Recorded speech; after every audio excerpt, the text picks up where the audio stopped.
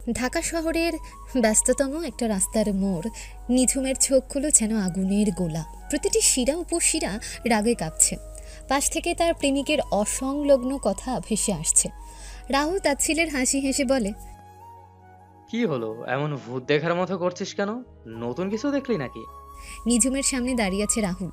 তার পাশে আঠার মতন ফেটে আছে তার নতুন প্রেমিকা লিসা, যার চোখে মুখে এক বিজয়ী হাসি। লিজার সাজ পোশাক বলে দিচ্ছে সে নিজের সৌন্দর্যে মগ্ন। নিঝুমের হাতে ধরা ফোনটা কাঁপছে, যেখানে কিছুক্ষণ আগেও রাহুলের সাথে লিজার ঘনিষ্ঠ ছবি দেখেছে। এমাত্রই সে রাহুলকে এখানে এ রাস্তার মোড়েই লিজার সাথে হাতে নাতে ধরেছে। নিঝুম ক্ষোভে ফেটে পড়ে। নতুন কিছু তার দেখবো কেন গলা রাহুল? কাঁপছে। আমি তো নিজের চোখেই দেখেছি তুমি কেমন নতুন জীবন শুরু করেছো। আমার সাথে 5 বছরের সম্পর্ক, আর তুমি কি না আমাকে মিথ্যে বলে ওই ছুকরির সাথে ঘুরছো? তোমার লজ্জা করে না? রাহুল নিস্পৃহ ভঙ্গিতে কাঁধে ঝাঁকায়, যেন নিঝুমের এই রাগ তার কাছে সম্পূর্ণ অর্থহীন। লিজা তখন রাহুলের হাত আরও শক্ত করে ধরে, যেন নিঝুমকে উস্কে দিচ্ছে। লজ্জার কি আছে? সম্পর্ক ছিল, শেষ হয়েছে, এইটা তো স্বাভাবিক। আর তোর কি আছে বলতো? তোর সাথে থাকলে মনে হয় আমি একটা রোবটের সাথে ঘুরছি। না কিস করতে দিস, না রুম শেয়ার করিস, আর না অন্য কিছু করতে দিস। আজকাল প্রেম ভালোবাসা কি এসব ছাড়া চলে বল? ছি রাহুল, ছি। তুমি এতটা নিচু আমি ভাবতেও পারিনি। 5টা বছর তুমি আমার সাথে ছিলে, এখন এসে বলছো এসব? তার মানে তোমার নজর শুধু আমার শরীরের প্রতি ছিল? তুই এখনো সেই পুরনো সম্পর্কে আঁকড়ে ধরে বসে আছিস? এগিয়ে যা নিঝুম, জীবনের নতুন অধ্যায় শুরু কর। যেমন দেখ আমি করছি, লিজার সাথে যখন যা ইচ্ছা তাই করছি, আর আমরা দুজনে এটাতেই হ্যাপি। লিজা রাহুলের দিকে তাকিয়ে ফিক করে হেসে ওঠে। হ্যাঁ গো রাহুল, ওকে বোঝাও না কেন? ও কেন ড্রামা করছে এখনো? সব কিছুর তো একটা এক্সপায়ারি ডেট থাকে, ভালোবাসারও আছে। লিজার কথায় নিঝুমের রাগ যেন সহ্যের সীমা ছাড়িয়ে যায়। তার চোখ রাগে জ্বলে ওঠে। সে তার হাতের ব্যাগটা চেপে ধরে। নিঝুম হিংস্র চোখে লিজার দিকে তাকিয়ে বলে, তুমি চুপ করো। তোমাকে তো আমি চিনিও না, আমার আর রাহুলের মাঝে নাক গলাচ্ছ কেন? লিজা মুখ ভেঙচি কেটে বলে, আরে বাবা, চেনার দরকার নেই। আমি কে সেটা রাহুল জানে। আর তোমার কি সমস্যা? তুমি তো অতীত, বর্তমানটা আমার। লিজার কথায় নিঝুমের মস্তিষ্ক যেন কাজ করা বন্ধ করে দেয়। তার সমস্ত রাগ ঘৃণা এক বিন্দুতে এসে জমা হয়। সে আর নিজেকে ধরে রাখতে পারে না। তার হাত বিদ্যুতের গতিতে ওঠে এবং সজোরে রাহুলের গালে থাপ্পড় বসিয়ে দেয়। থাপ্পড়ের তীব্র শব্দে রাস্তার পাশে দাঁড়িয়ে থাকা দু একজন লোক তাদের দিকে তাকায়। রাহুলের গা লাল হয়ে ওঠে, সে হতভম্ব হয়ে যায়। কি, তুই আমাকে থাপ্পড় মারলি? লিজা এক মুহূর্ত স্তব্ধ হয়ে যায়। তারপর আগে সে নিজেও কাঁপতে কাঁপতে নিঝুমের দিকে তেড়ে আসে। তার হাত নিঝুমের গালে থাপ্পড় মারার জন্য শূন্যে ওঠে। তার চোখগুলো যেন প্রতিশোধের আগুনে জ্বলছে। লিজা চিৎকার করে ওঠে, সাহস কত তোর, আমার রাহুলকে থাপ্পড় মারিস? আজ আমি তোকে দেখাবো, দাঁড়া। নিঝুমের চোখ ভয়ার্থ। সে থাপ্পড়ের জন্য নিজেকে প্রস্তুত করছে। রাস্তার পাশ দিয়ে হেঁটে যাওয়া লোকজন থমকে দাঁড়িয়েছে। রাহুলের নতুন প্রেমিকা লিজার হাত নিঝুমের গালে লাগার ঠিক আগ মুহূর্তে রাস্তার পাশের ফুটপাত দিয়ে ধীর পায়ে হেঁটে আসা এক অদ্ভুত চেহারার লোক হঠাৎ করে দ্রুত গতিতে তাদের দিকে এগিয়ে আসে। তার পরনে ছেঁড়া ফাটা নোংরা পোশাক, মাথায় একটা পুরনো ঠান্ডা দিনের টুপি, মুখ ভর্তি লম্বা দাড়ি গোঁফ, যা তাকে একজন রাস্তার ভিখারি বলে মনে হচ্ছে। লিজা হাত নামানোর ইঙ্গিত দিয়ে নিঝুমের দিকে তেড়ে এসে বলে, তোর সাহস কি করে হয়? আজ তোর গালে আমি। লিজার হাত নিঝুমের গালে স্পর্শ করার আগেই সে ভিখারি লোকটা বিদ্যুতের গতিতে তাদের মাঝে এসে দাঁড়ায়।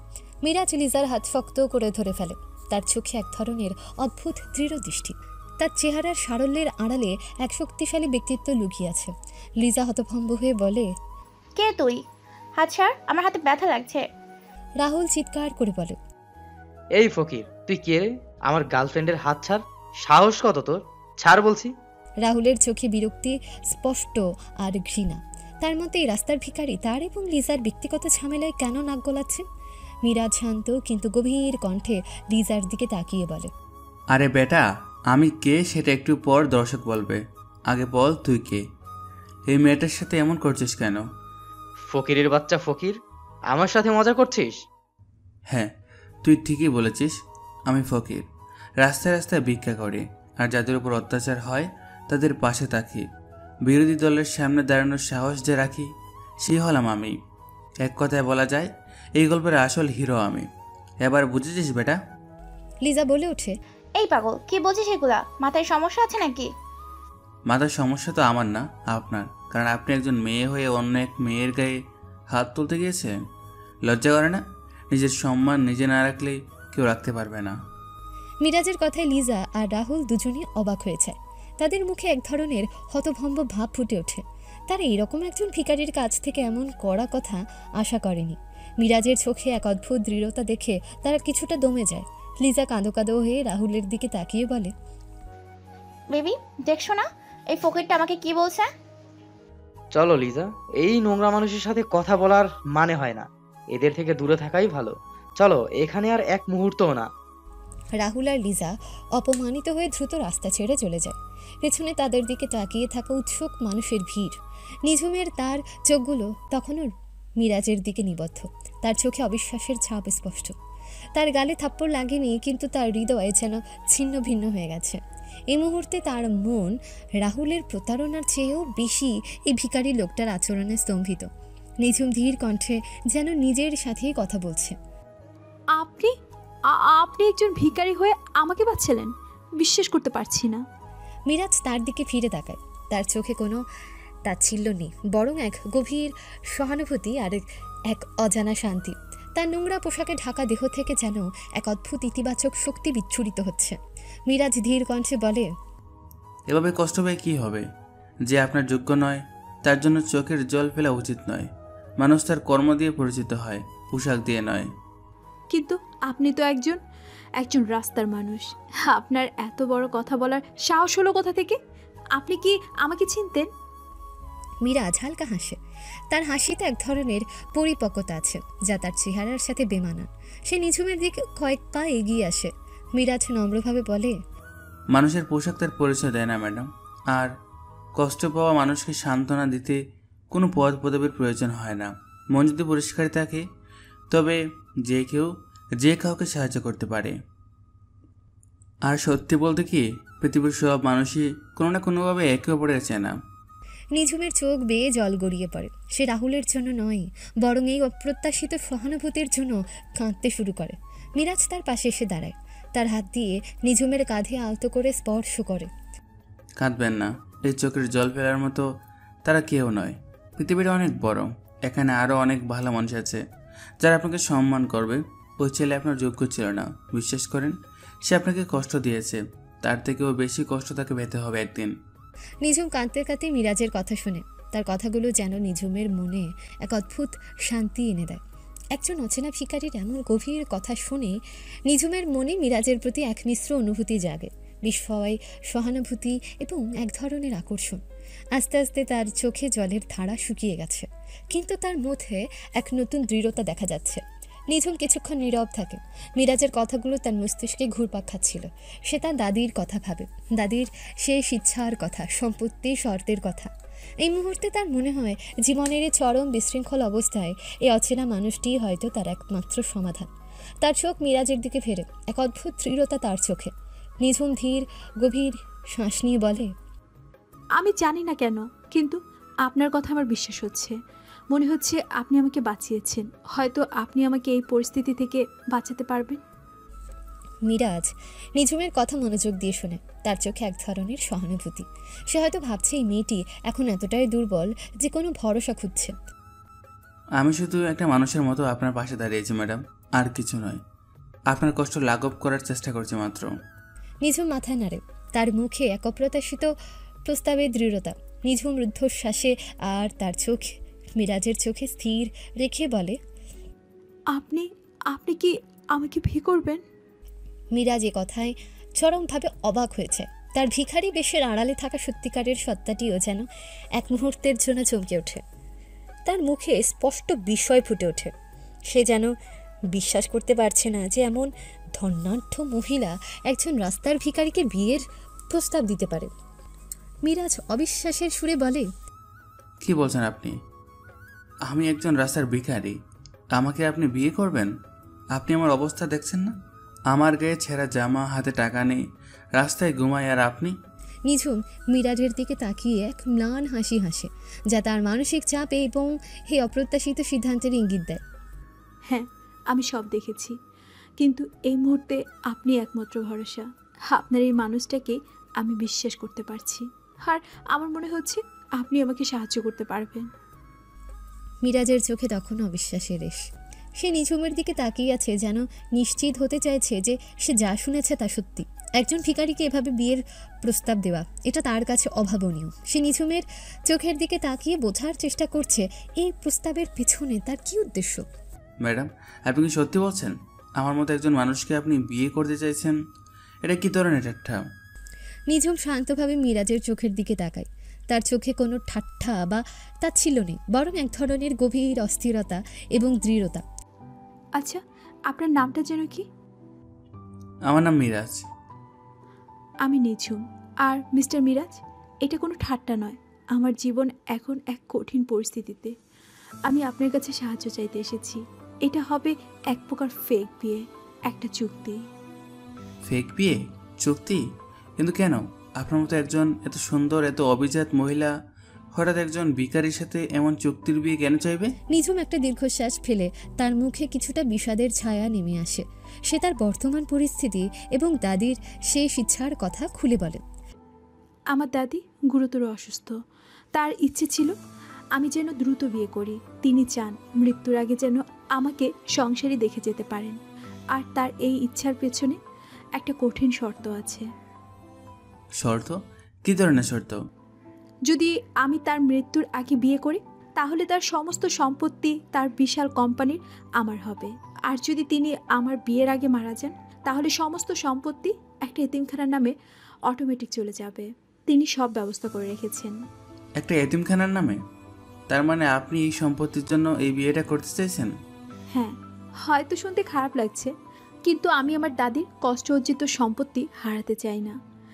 আর আমার দাদি আমার জন্য একজন সঙ্গী চেয়েছেন, একজন ভালো মানুষ। আপনি আমাকে সাহায্য করেছেন। আপনার মধ্যে আমি সেই সততা দেখেছি। নিঝুম পকেট থেকে একটা ছোট কার্ড বের করে মিরাজের দিকে এগিয়ে দেয়। কার্ডে তার কোম্পানির নাম এবং একটা ফোন নম্বর। আমার কাছে এখন নগদ টাকা নেই, তবে যদি আপনি এই বিয়েতে রাজি হন, আমি আপনাকে মাসে মাসে অনেক বড় অঙ্কের টাকা দেব। যত টাকা আপনি চাইবেন আমি দিতে রাজি আছি। শুধু এই কটা দিনের জন্য আমার পাশে থাকুন। মিরাজ কার্ডটা নিয়ে দেখে, তার চোখে এক রহস্যময় হাসি খেলেছে। মাসে মাসে বড় অঙ্কের টাকা? তার মানে আপনি সত্যি খুব বড় লোক। আপনার কাছে এই টাকাটা কোনো ব্যাপারই না, তাই না? আমার বাবা মা নেই মিরাজ, দাদি আমার সব। তার এই ব্যবসা অনেক বড়। আমার পরিবারে দাদি ছাড়া আর কেউ নেই। আমি তার ব্যবসারই এখন সিও। মিরাজ নিঝুমের কথা মনোযোগ দিয়ে শুনে। তার চোখে সেই রহস্যময় হাসি রেখা আরও স্পষ্ট হয়। সে তো জানে না যে তার সামনে এখন যে ফকিরের বেশে দাঁড়িয়ে আছে সে নিজেও একজন বিলিয়নিয়ার, যে চাইলে এক মুহূর্তের মধ্যে নিঝুমের মতো এরকম 10টা কোম্পানি কিনে নিতে পারে। আর তাকে সে সামান্য কিছু টাকার অফার করছে। তার ভেতরের আসল সত্তা যেন এই খেলায় আরও বেশি আনন্দ পাচ্ছে। নিঝুম তার জীবনের গল্প বলছে, যেখানে তার বাবা মায়ের অনুপস্থিতি এবং দাদির নিঃশর্ত ভালোবাসার কথা উঠে আসে। মিরাজ নিঝুমের কথাগুলো শুনছে, তার চোখে এক অদ্ভুত গভীরতা। নিঝুমের কথাগুলো তার কানে বাজছে। আমার মা বাবা নেই, দাদি আমার সব। আপনার বাবা মা নেই, তাহলে আপনি একা থাকেন? হ্যাঁ, বাবা মা দুজনই খুব ছোটবেলায় একটা দুর্ঘটনায় মারা গেছেন। এরপর থেকে দাদি আমাকে বড় করেছেন। তিনি আমার জন্য শুধু দাদি নন, আমার মা, আমার বাবা, আমার সব। নিঝুমের গলা ধরে আসে। তার চোখে জল না থাকলেও তার কথায় স্পষ্ট এক গভীর বেদনা। আমি বুঝতে পারছি, পরিবার ছাড়া থাকাটা সত্যি খুব কঠিন। দাদি এই বিশাল কোম্পানিটা গড়ে তুলেছেন, তার রক্ত ঘামে তৈরি এই প্রতিষ্ঠান। এখন আমি তার সিও, কিন্তু এই দায়িত্ব পালন করা একা খুব কঠিন। নিঝুম আকাশের দিকে তাকিয়ে একটা দীর্ঘশ্বাস ফেলে, যেন তার কাঁধে বিশাল এক বোঝা। দাদি সব সময় আমার বিয়ে নিয়ে চিন্তিত থাকতেন। তার ভয় তার মৃত্যুর পর আমি একা হয়ে যাব। তাই তিনি চান আমার একজন ভালো জীবনসঙ্গী থাকুক, যে আমাকে ভালোবাসবে এবং এই ব্যবসা সামলাতে সাহায্য করবে। তিনি মনে করেন একজন স্বামী আমাকে মানসিক শক্তি যোগাবে। কিন্তু তিনি কি জানেন আপনি একজন ফকিরকে বিয়ে করতে যাচ্ছেন? নিঝুম একটু হেসে বলে, না, তিনি শুধু চান আমি বিয়ে করি। আর আমি তো তাকে এটা জানাবো না যে আপনি একজন ভিখারি। আমরা সব কিছু গোপন রাখবো। গোপন রাখবেন? তার মানে আমাকে একটা অন্য পরিচয় দিতে হবে? হ্যাঁ, আপনি তো দেখতে ভালোই। আপনার পোশাক পরিবর্তন করে দিলে আপনি কি কেউ ভিখারি বলবে না? মিরাজের ঠোঁটের কোণে হাসি ফুটে ওঠে। মিরাজের চোখে রহস্যময় হাসি রেখা আরও গভীরে যায়। সে নিঝুমের কথা মনোযোগ দিয়ে শোনে। তার চোখ দিয়ে যেন নিঝুমের সমস্ত পরিকল্পনার গভীরে প্রবেশ করার চেষ্টা করছে।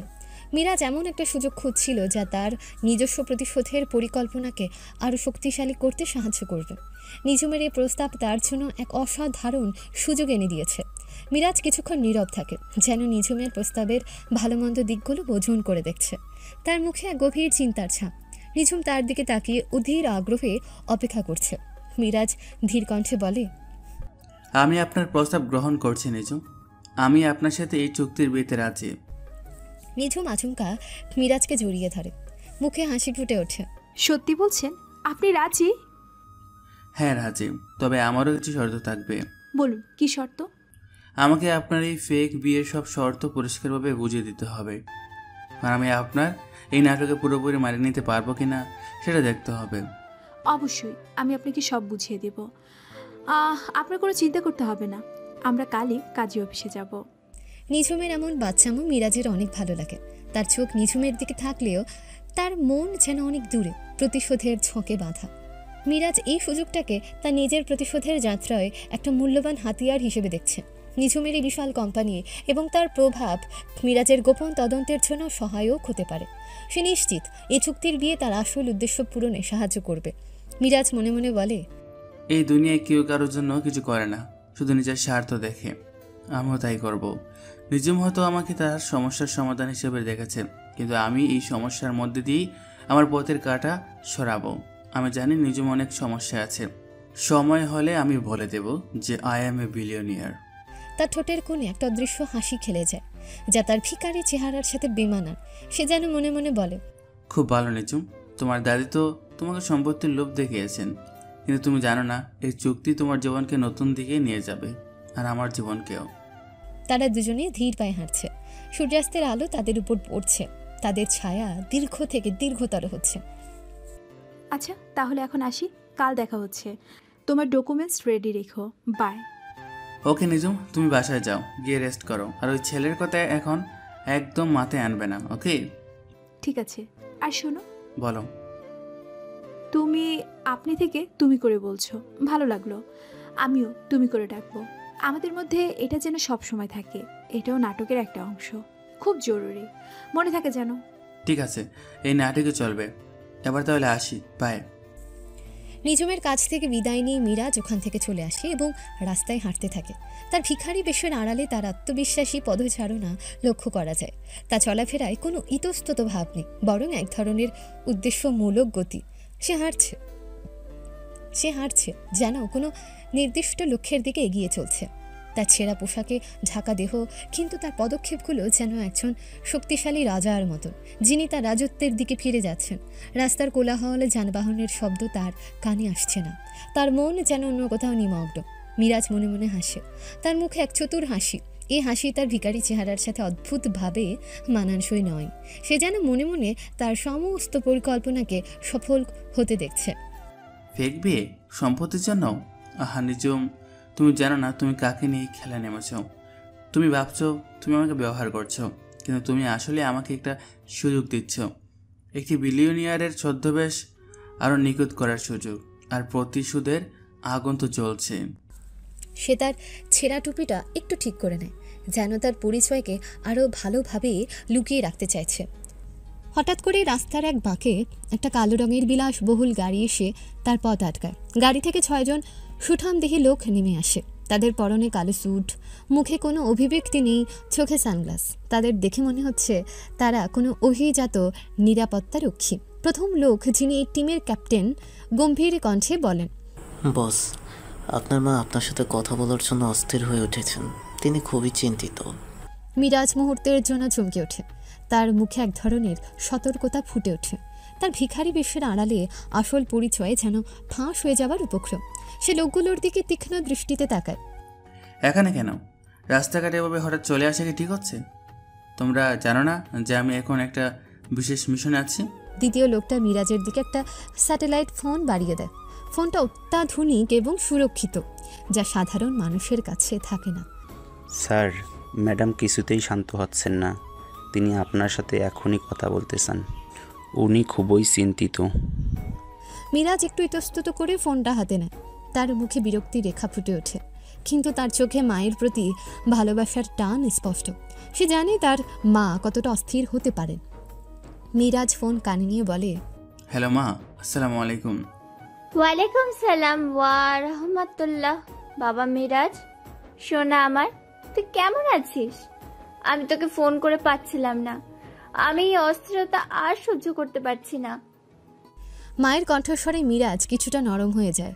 সে লোকগুলোর দিকে একবার তাকিয়ে দেখে। তারা তাদের চোখ চারপাশে ঘোরাচ্ছে, যেন কেউ তাদের অনুসরণ করছে কিনা তা দেখছে। মা শান্ত হও, আমি ভালো আছি। আমি একটা জরুরি কাজ করছি, তাই হয়তো ফোন ধরতে পারিনি। তুমি এত অস্থির হচ্ছ কেন? ভালো আছিস বলছিস? তুই ফকিরের বেশি রাস্তায় রাস্তায় ঘুরছিস, আর আমি ভালো থাকবো? আমার বুক ফেটে যাচ্ছে মিরাজ। তোর বাবাও তো এভাবেই। না, আমি তোকেও আর হারাতে চাই না বাবা। তুই ফিরে আইসো না, এইসব বাদ দে। যা হওয়ার তো হয়েই গেছে। তোর বাবার পরে আমি তোকেও হারাতে চাই না বাবা। মায়ের কণ্ঠস্বর কাঁদছে। মীরা জানে তার মা এখনো বাবার মৃত্যুর শোক কাটিয়ে উঠতে পারেনি। বাবার স্মৃতি তাকে এখনো তাড়া করে বেড়ায়। মুখে হয়তো এভাবে বলছেন। মীরা চোখ বন্ধ করে গভীর শ্বাস ফেলে বলে, মা প্লিজ এমন কথা বলো না। আমি জানি বাবা কিভাবে মারা গেছেন, আর আমি প্রতিজ্ঞা করছি বাবার খুনিদের আমি শাস্তি দেবই। তুমি বলে গেছো আমি এটা বাবার জন্য করছি, তার সম্মান ফিরিয়ে আনার জন্য করছি। কিন্তু বাবা, আমার কি হবে? আমি তোর জন্য কত রাত ঘুমাতে পারি না জানিস? যখনই তুই ফোন না ধরিস, আমার মনে হয় বুঝি কিছু হয়ে গেল। আমি আর পারছি না মিরাজ। তুই আমার একমাত্র ভরসা। তুই ফিরে আয়। মিরাজ তার চারপাশে একবার দেখে নেয়। লোকগুলো সতর্কভাবে পাহারা দিচ্ছে। সে জানে এই মুহূর্তে তার দুর্বলতা দেখানো যাবে না। মা, আমি তোমাকে সব বলেছিলাম। আমি কেন ছদ্মবেশ নিয়েছি সেটাও বলেছি। আমি মিশন শেষ না করে ফিরব না। আমি যদি এখন ফিরে যাই তাহলে বাবার আত্মা শান্তি পাবে না। তুমি কি চাও বাবার খুনিরা শান্তি না পাক? না, আমি তা চাই না। কিন্তু তোর জীবনটা আমার কাছে সবচেয়ে দামি বাবা। তোর জীবন নিয়ে এভাবে জুয়া খেলছিস, এটা আমি কিভাবে মানি? মা, আমার জীবনের দায়িত্ব আমি নিজেই নিতে পারি। তুমি শুধু আমার উপর ভরসা রাখো, শুধু দোয়া করো। মায়ের দোয়া সব থেকে বড় দোয়া। আর চিন্তা করো না, আমি ভালো আছি। আমাকে কেউ যেন সন্দেহ না করে, সেজন্য আমাকে এভাবে থাকতে হচ্ছে। এটাই আমার সুরক্ষার সবচেয়ে বড় উপায়। মিরাজ লোকগুলোর দিকে তাকিয়ে ইঙ্গিত করে যে তারা যেন আরো সতর্ক থাকে। আর মা, তুমি আমার দলের লোকদের বলে দিবে তারা যেন এতটা ঝুঁকি না নেয়। আমাকে এভাবে প্রকাশ্যে ফোন করা বা দেখা করাটা খুবই বিপজ্জনক। আমার পরিচয় ফাঁস হয়ে যেতে পারে। আমি তোমাকে পরে ফোন করব। ঠিক আছে বাবা, সাবধানে থাকিস, খুব সাবধানে থাকিস। আমি তোর জন্য প্রার্থনা করি তুই যেন সুস্থভাবে আমার বুকে ফিরিস। আমি দোয়া করি মা, তুমি যেন সবসময় ভালো থাকো। তোমার শরীরের যত্ন নিও। আর কোনো সমস্যা হলে আমাকে জানাবে। এবার আমি রাখছি, ভালো থেকো। আসসালামু আলাইকুম। মিরাজ ফোনটা লোকটার হাতে ফিরিয়ে দেয়। তার মুখে এক ধরনের দৃঢ়তা ফিরে আসে। মায়ের উদ্বেগ তাকে সাময়িক দুর্বল করলেও তার প্রতিশোধের সংকল্প আরও দৃঢ় হয়। মিরাজ এবং তার সিক্রেট টিমের লোকগুলো একে অপরের সাথে কথা বলছে। মিরাজের চোখে দৃঢ়তা, কিন্তু তার মুখে এক ধরনের চিন্তা। মিরাজ লোকগুলোর দিকে তাকায়, তার চোখে স্পষ্ট বিরক্তি। তোমাদের কি বলা হয়েছিল? এভাবে সরাসরি আমার সাথে যোগাযোগ করতে বারণ করা হয়েছিল না? এটাই খুব বিপজ্জনক ছিল। যদি কেউ দেখে ফেলতো আমার ছদ্মবেশের কি হতো? ক্যাপ্টেন মাথা নিচু করে বলে, বস দুঃখিত। ম্যাডাম খুবই অস্থির হয়ে উঠেছিলেন। তিনি কোনোভাবেই মানতে চাইছিলেন না। আমার উপর এমন চাপ দিচ্ছিল যে এইভাবে আসতে বাধ্য হয়েছি। এমনকি শেষের চাকরি থেকে বের করে দেবে বলছিল, তাই এভাবে আসলাম। আমি খুবই দুঃখিত স্যার। ঠিক আছে, ভবিষ্যতে এমন যেন না হয়। মায়ের নিরাপত্তা সবার আগে, আর আমার মিশনও। ওনার সিকিউরিটি আরও টাইট করো। মিরাজ তাদের কাছ থেকে তদন্তের অগ্রগতি সম্পর্কে জানতে চায়। তোমরা কি খোঁজ পেয়েছ খুনির সম্পর্কে নতুন কোন তথ্য? দ্বিতীয় লোকটা বলে, স্যার, আমরা তার প্রতিটি পদক্ষেপ নজরে রাখছি। তার ব্যবসায়িক চুক্তির ব্যাপারে নতুন কিছু তথ্য এসেছে, যা আপনার বাবার ডিলের সাথে সম্পর্কিত ছিল। মনে হচ্ছে সে একটি বড় স্ক্যামের পিছনে ছুটছে। বড় স্কিম? বিস্তারিত বলো, আমাকে প্রতিটা পদক্ষেপ জানতে হবে। আর নিজুমের কোম্পানির সাথে তার কোনো সম্পর্ক আছে কিনা সেটা খুঁজে বের করো। ক্যাপ্টেন বলে। আমরা সেই দিকেও নজর রাখছি স্যার। মিরাজ কিছুক্ষণ চিন্তা করে। নিঝুমের সাথে তার চুক্তির বিয়ে এবং তার মায়ের উদ্বেগ, এই দুটি বিষয়ে তাকে সাময়িক দ্বিধায় ফেললেও সে জানে তার মূল লক্ষ্য প্রতিশোধ। ঠিক আছে, তোমরা যাও, সতর্ক দেখো। আর আমার সাথে যোগাযোগের জন্য কেবল জরুরি মুহূর্তে কোড ব্যবহার করবে। আমার আশেপাশে এমনভাবে থাকবে যেন কেউ টেরই না পায়, বিশেষ করে নিজুম। টিমের লোকগুলো গাড়িতে করে চলে যায়। মিরাজ আবার একা হয়ে যায়। সে হাঁটতে থাকে, তার মনে হাজারো চিন্তা ভিড় করে। মায়ের উদ্বেগ, প্রতিশোধের আগুন এবং নিঝুমের সাথে তার নতুন জীবন, এই সব কিছু তার মনে এক জটিল জাল তৈরি করেছে। মিরাজ মনে মনে বলে, মা চিন্তা করছেন, কিন্তু আমি ফিরতে পারবো না। বাবার খুনিরা যখন ধরা পড়বে তখন সব কষ্ট সার্থক হবে। আর নিজুম, সে আমাকে একটা অপ্রত্যাশিত সুযোগ এনে দিয়েছে, এই সুযোগটা কাজে লাগাতে হবেই। সে আকাশের দিকে তাকিয়ে একটা দীর্ঘশ্বাস ফেলে। তার ভিখারি বেশকে যেন আরও রহস্যময় করে তোলে। আমি জানি এই পথে সহজ নয়, কিন্তু আমি আমার লক্ষ্য থেকে এক চুলো নড়ব না। আমি আমার বাবার সম্মান ফিরিয়ে আনবই। আর এই ছদ্মবেশ, এই চুক্তি সবই সেই লক্ষ্যের দিকে এগিয়ে যাওয়ার পথ। মিরাজ দৃঢ় পায়ে এগিয়ে চলে, তার চোখে ভবিষ্যতের এক অদম্য সংকল্প। সে যেন নতুন উদ্যমে তার জীবনের নতুন অধ্যায় শুরু করতে প্রস্তুত। সে আবার তার টুপিটা ভালো করে ঠিক করে নেয়, যেন তার পরিচয়কে আরও ভালোভাবে লুকিয়ে রাখতে চায়। তার মনে হচ্ছে সব কিছু ঠিকঠাক চলছে এবং তার ভবিষ্যৎ পরিকল্পনাগুলো আরও শক্তিশালী হচ্ছে। পরের দিন সকালের মৃদু রোদ এসে কাজী অফিসের ছোট জানালা দিয়ে উকি দিচ্ছে। মিরাজ ও নিঝুম অফিসের প্রবেশ পথ দিয়ে ভেতরে ঢোকে। মিরাজ তখনও তার সে ফকিরের বেশই আছে, নোংরা ছেঁড়া পোশাক, লম্বা দাড়ি গোফ এবং মাথায় পুরনো টুপি। নিঝুম তার পাশে দাঁড়িয়ে আছে, তার পরনে যদিও আধুনিক পোশাক, কিন্তু তার মুখ কিছুটা চিন্তিত। এই অপ্রত্যাশিত বিয়ের জন্য সে যে মানসিকভাবে খুব একটা প্রস্তুত নয়, তা তার মুখ দেখে বোঝা যাচ্ছে। নিঝুম ধীর কণ্ঠে মিরাজের দিকে তাকিয়ে বলে, তোমার কি ভয় লাগছে মিরাজ, যদি কাজী সাহেব রাজি না হয়? মিরাজ ঠোঁটের কোণে রহস্যময় হাসি এনে বলে, ভয়? না নিজুম, ভয় কেন পাবো? ভিখারির আবার কিসের ভয়? আমরা তো চুক্তি করতে এসেছি, যা হওয়ার তাই হবে। তারা যখন ভেতরে ঢোকে, অফিসের ভেতর বসা কাজী তাদের দিকে চোখ তুলে তাকায়। কাজীর চোখে মুখে স্পষ্ট বিরক্তি আর সন্দেহ। সে মিরাজের জীর্ণ বেশভূষা দেখে রীতিমতো ভুরু কুঁচকে ফেলে। কাজী একটু তাচ্ছিল্যের স্বরে মিরাজের দিকে তাকিয়ে বলে, কি চান আপনারা? এখানে কেন এসেছেন? নিঝুম এগিয়ে গিয়ে কাজীর দিকে তাকায়, তার চোখে দৃঢ়তা ফুটিয়ে তোলার চেষ্টা করছে সে। আসসালামু আলাইকুম কাজী সাহেব, আমরা বিয়ে করতে এসেছি। কাজীর চোখ মুহূর্তেই বড় বড় হয়ে যায়। সে মিরাজকে আরও একবার আপাতমস্তক দেখে নেয়, তারপর নিঝুমের দিকে তাকায়। নিঝুমের চেহারায় আভিজাত্য স্পষ্ট, তার পোশাকও দামি। কাজীর মনে প্রশ্ন জাগে, এমন ধর্নাঢ্য ঘরের মেয়ে একজন রাস্তার ভিখারিকে কেন বিয়ে করতে এসেছে? তার চোখের সন্দেহ আর ঘৃণা স্পষ্ট হয়ে ওঠে। কাজী অবিশ্বাস্য সুরে ঠোঁট বাঁকিয়ে বলে, বিয়ে? আপনারা দুজন বিয়ে করতে এসেছেন? মা, তোমার মতো একজন শিক্ষিত সম্ভ্রান্ত নারী এই লোকটি বিয়ে করবে? এটা কোনো ঠাট্টা নাকি? না আঙ্কেল, এটা কোনো ঠাট্টা নয়, আমরা সত্যি সত্যি বিয়ে করতে এসেছি। দয়া করে আমাদের কাজটা করে দিন। কাজী সাহেব দীর্ঘশ্বাস ফেলে ফাইল ঘাঁটতে ঘাঁটতে বলে, তোমরা কি জানো কাবিন কি জিনিস? এই লোককে কি কেন কোনো ঠিকানা আছে, নাকি ইনি রাস্তায় থাকেন? মিরাজ কাজীর কথায় কোনো রকম প্রতিক্রিয়া দেখায় না, শুধু নিঝুমের দিকে তাকিয়ে হালকা হাসে। নিঝুম কাজীকে শান্ত করার চেষ্টা করে। ওর ঠিকানা আমি দিচ্ছি কাজী সাহেব, আর কাবিনের ব্যাপারও আমরা আলোচনা করে এসেছি। কাজীর চোখে ঘৃণা স্পষ্ট, সে যেন মিরাজের দিকে তাকাতেও চাইছে না। স্বনিচ্ছা সত্ত্বেও একটা ফর্ম মিরাজ ও নিঝুমের দিকে ঠেলে দেয়। কাজী নিঝুমের মুখের স্বীকারোক্তি নিতে চায়। নিঝুম কাজীর প্রশ্নের উত্তর দিতে শুরু করে, তার নাম, বাবার নাম, ঠিকানা সব কিছু স্পষ্ট করে বলে। আচ্ছা, সব বুঝলাম। তুমি কি নিজের ইচ্ছায় এই বিয়েটা করছো, নাকি এই পাগল লোকটা তোমাকে ফোর্স করেছে? না কাজী সাহেব, আমি নিজ ইচ্ছায়, নিজের জ্ঞানে ভেবে চিনতে আমি এই বিয়েটা করছি। কাজী সাহেব এবার মিরাজের দিকে তাকিয়ে বিরক্তির সাথে বলে, এবার তোমার পালা, বলো তোমার নাম কি? বাবার নাম কি? ঠিকানা? কোনো পরিচয়পত্র আছে? মিরাজের বেশভূষা দেখে কাজীর ঘৃণা আরও বাড়ে। সে যেন মিরাজের দিকে তাকাতেও চাইছে না।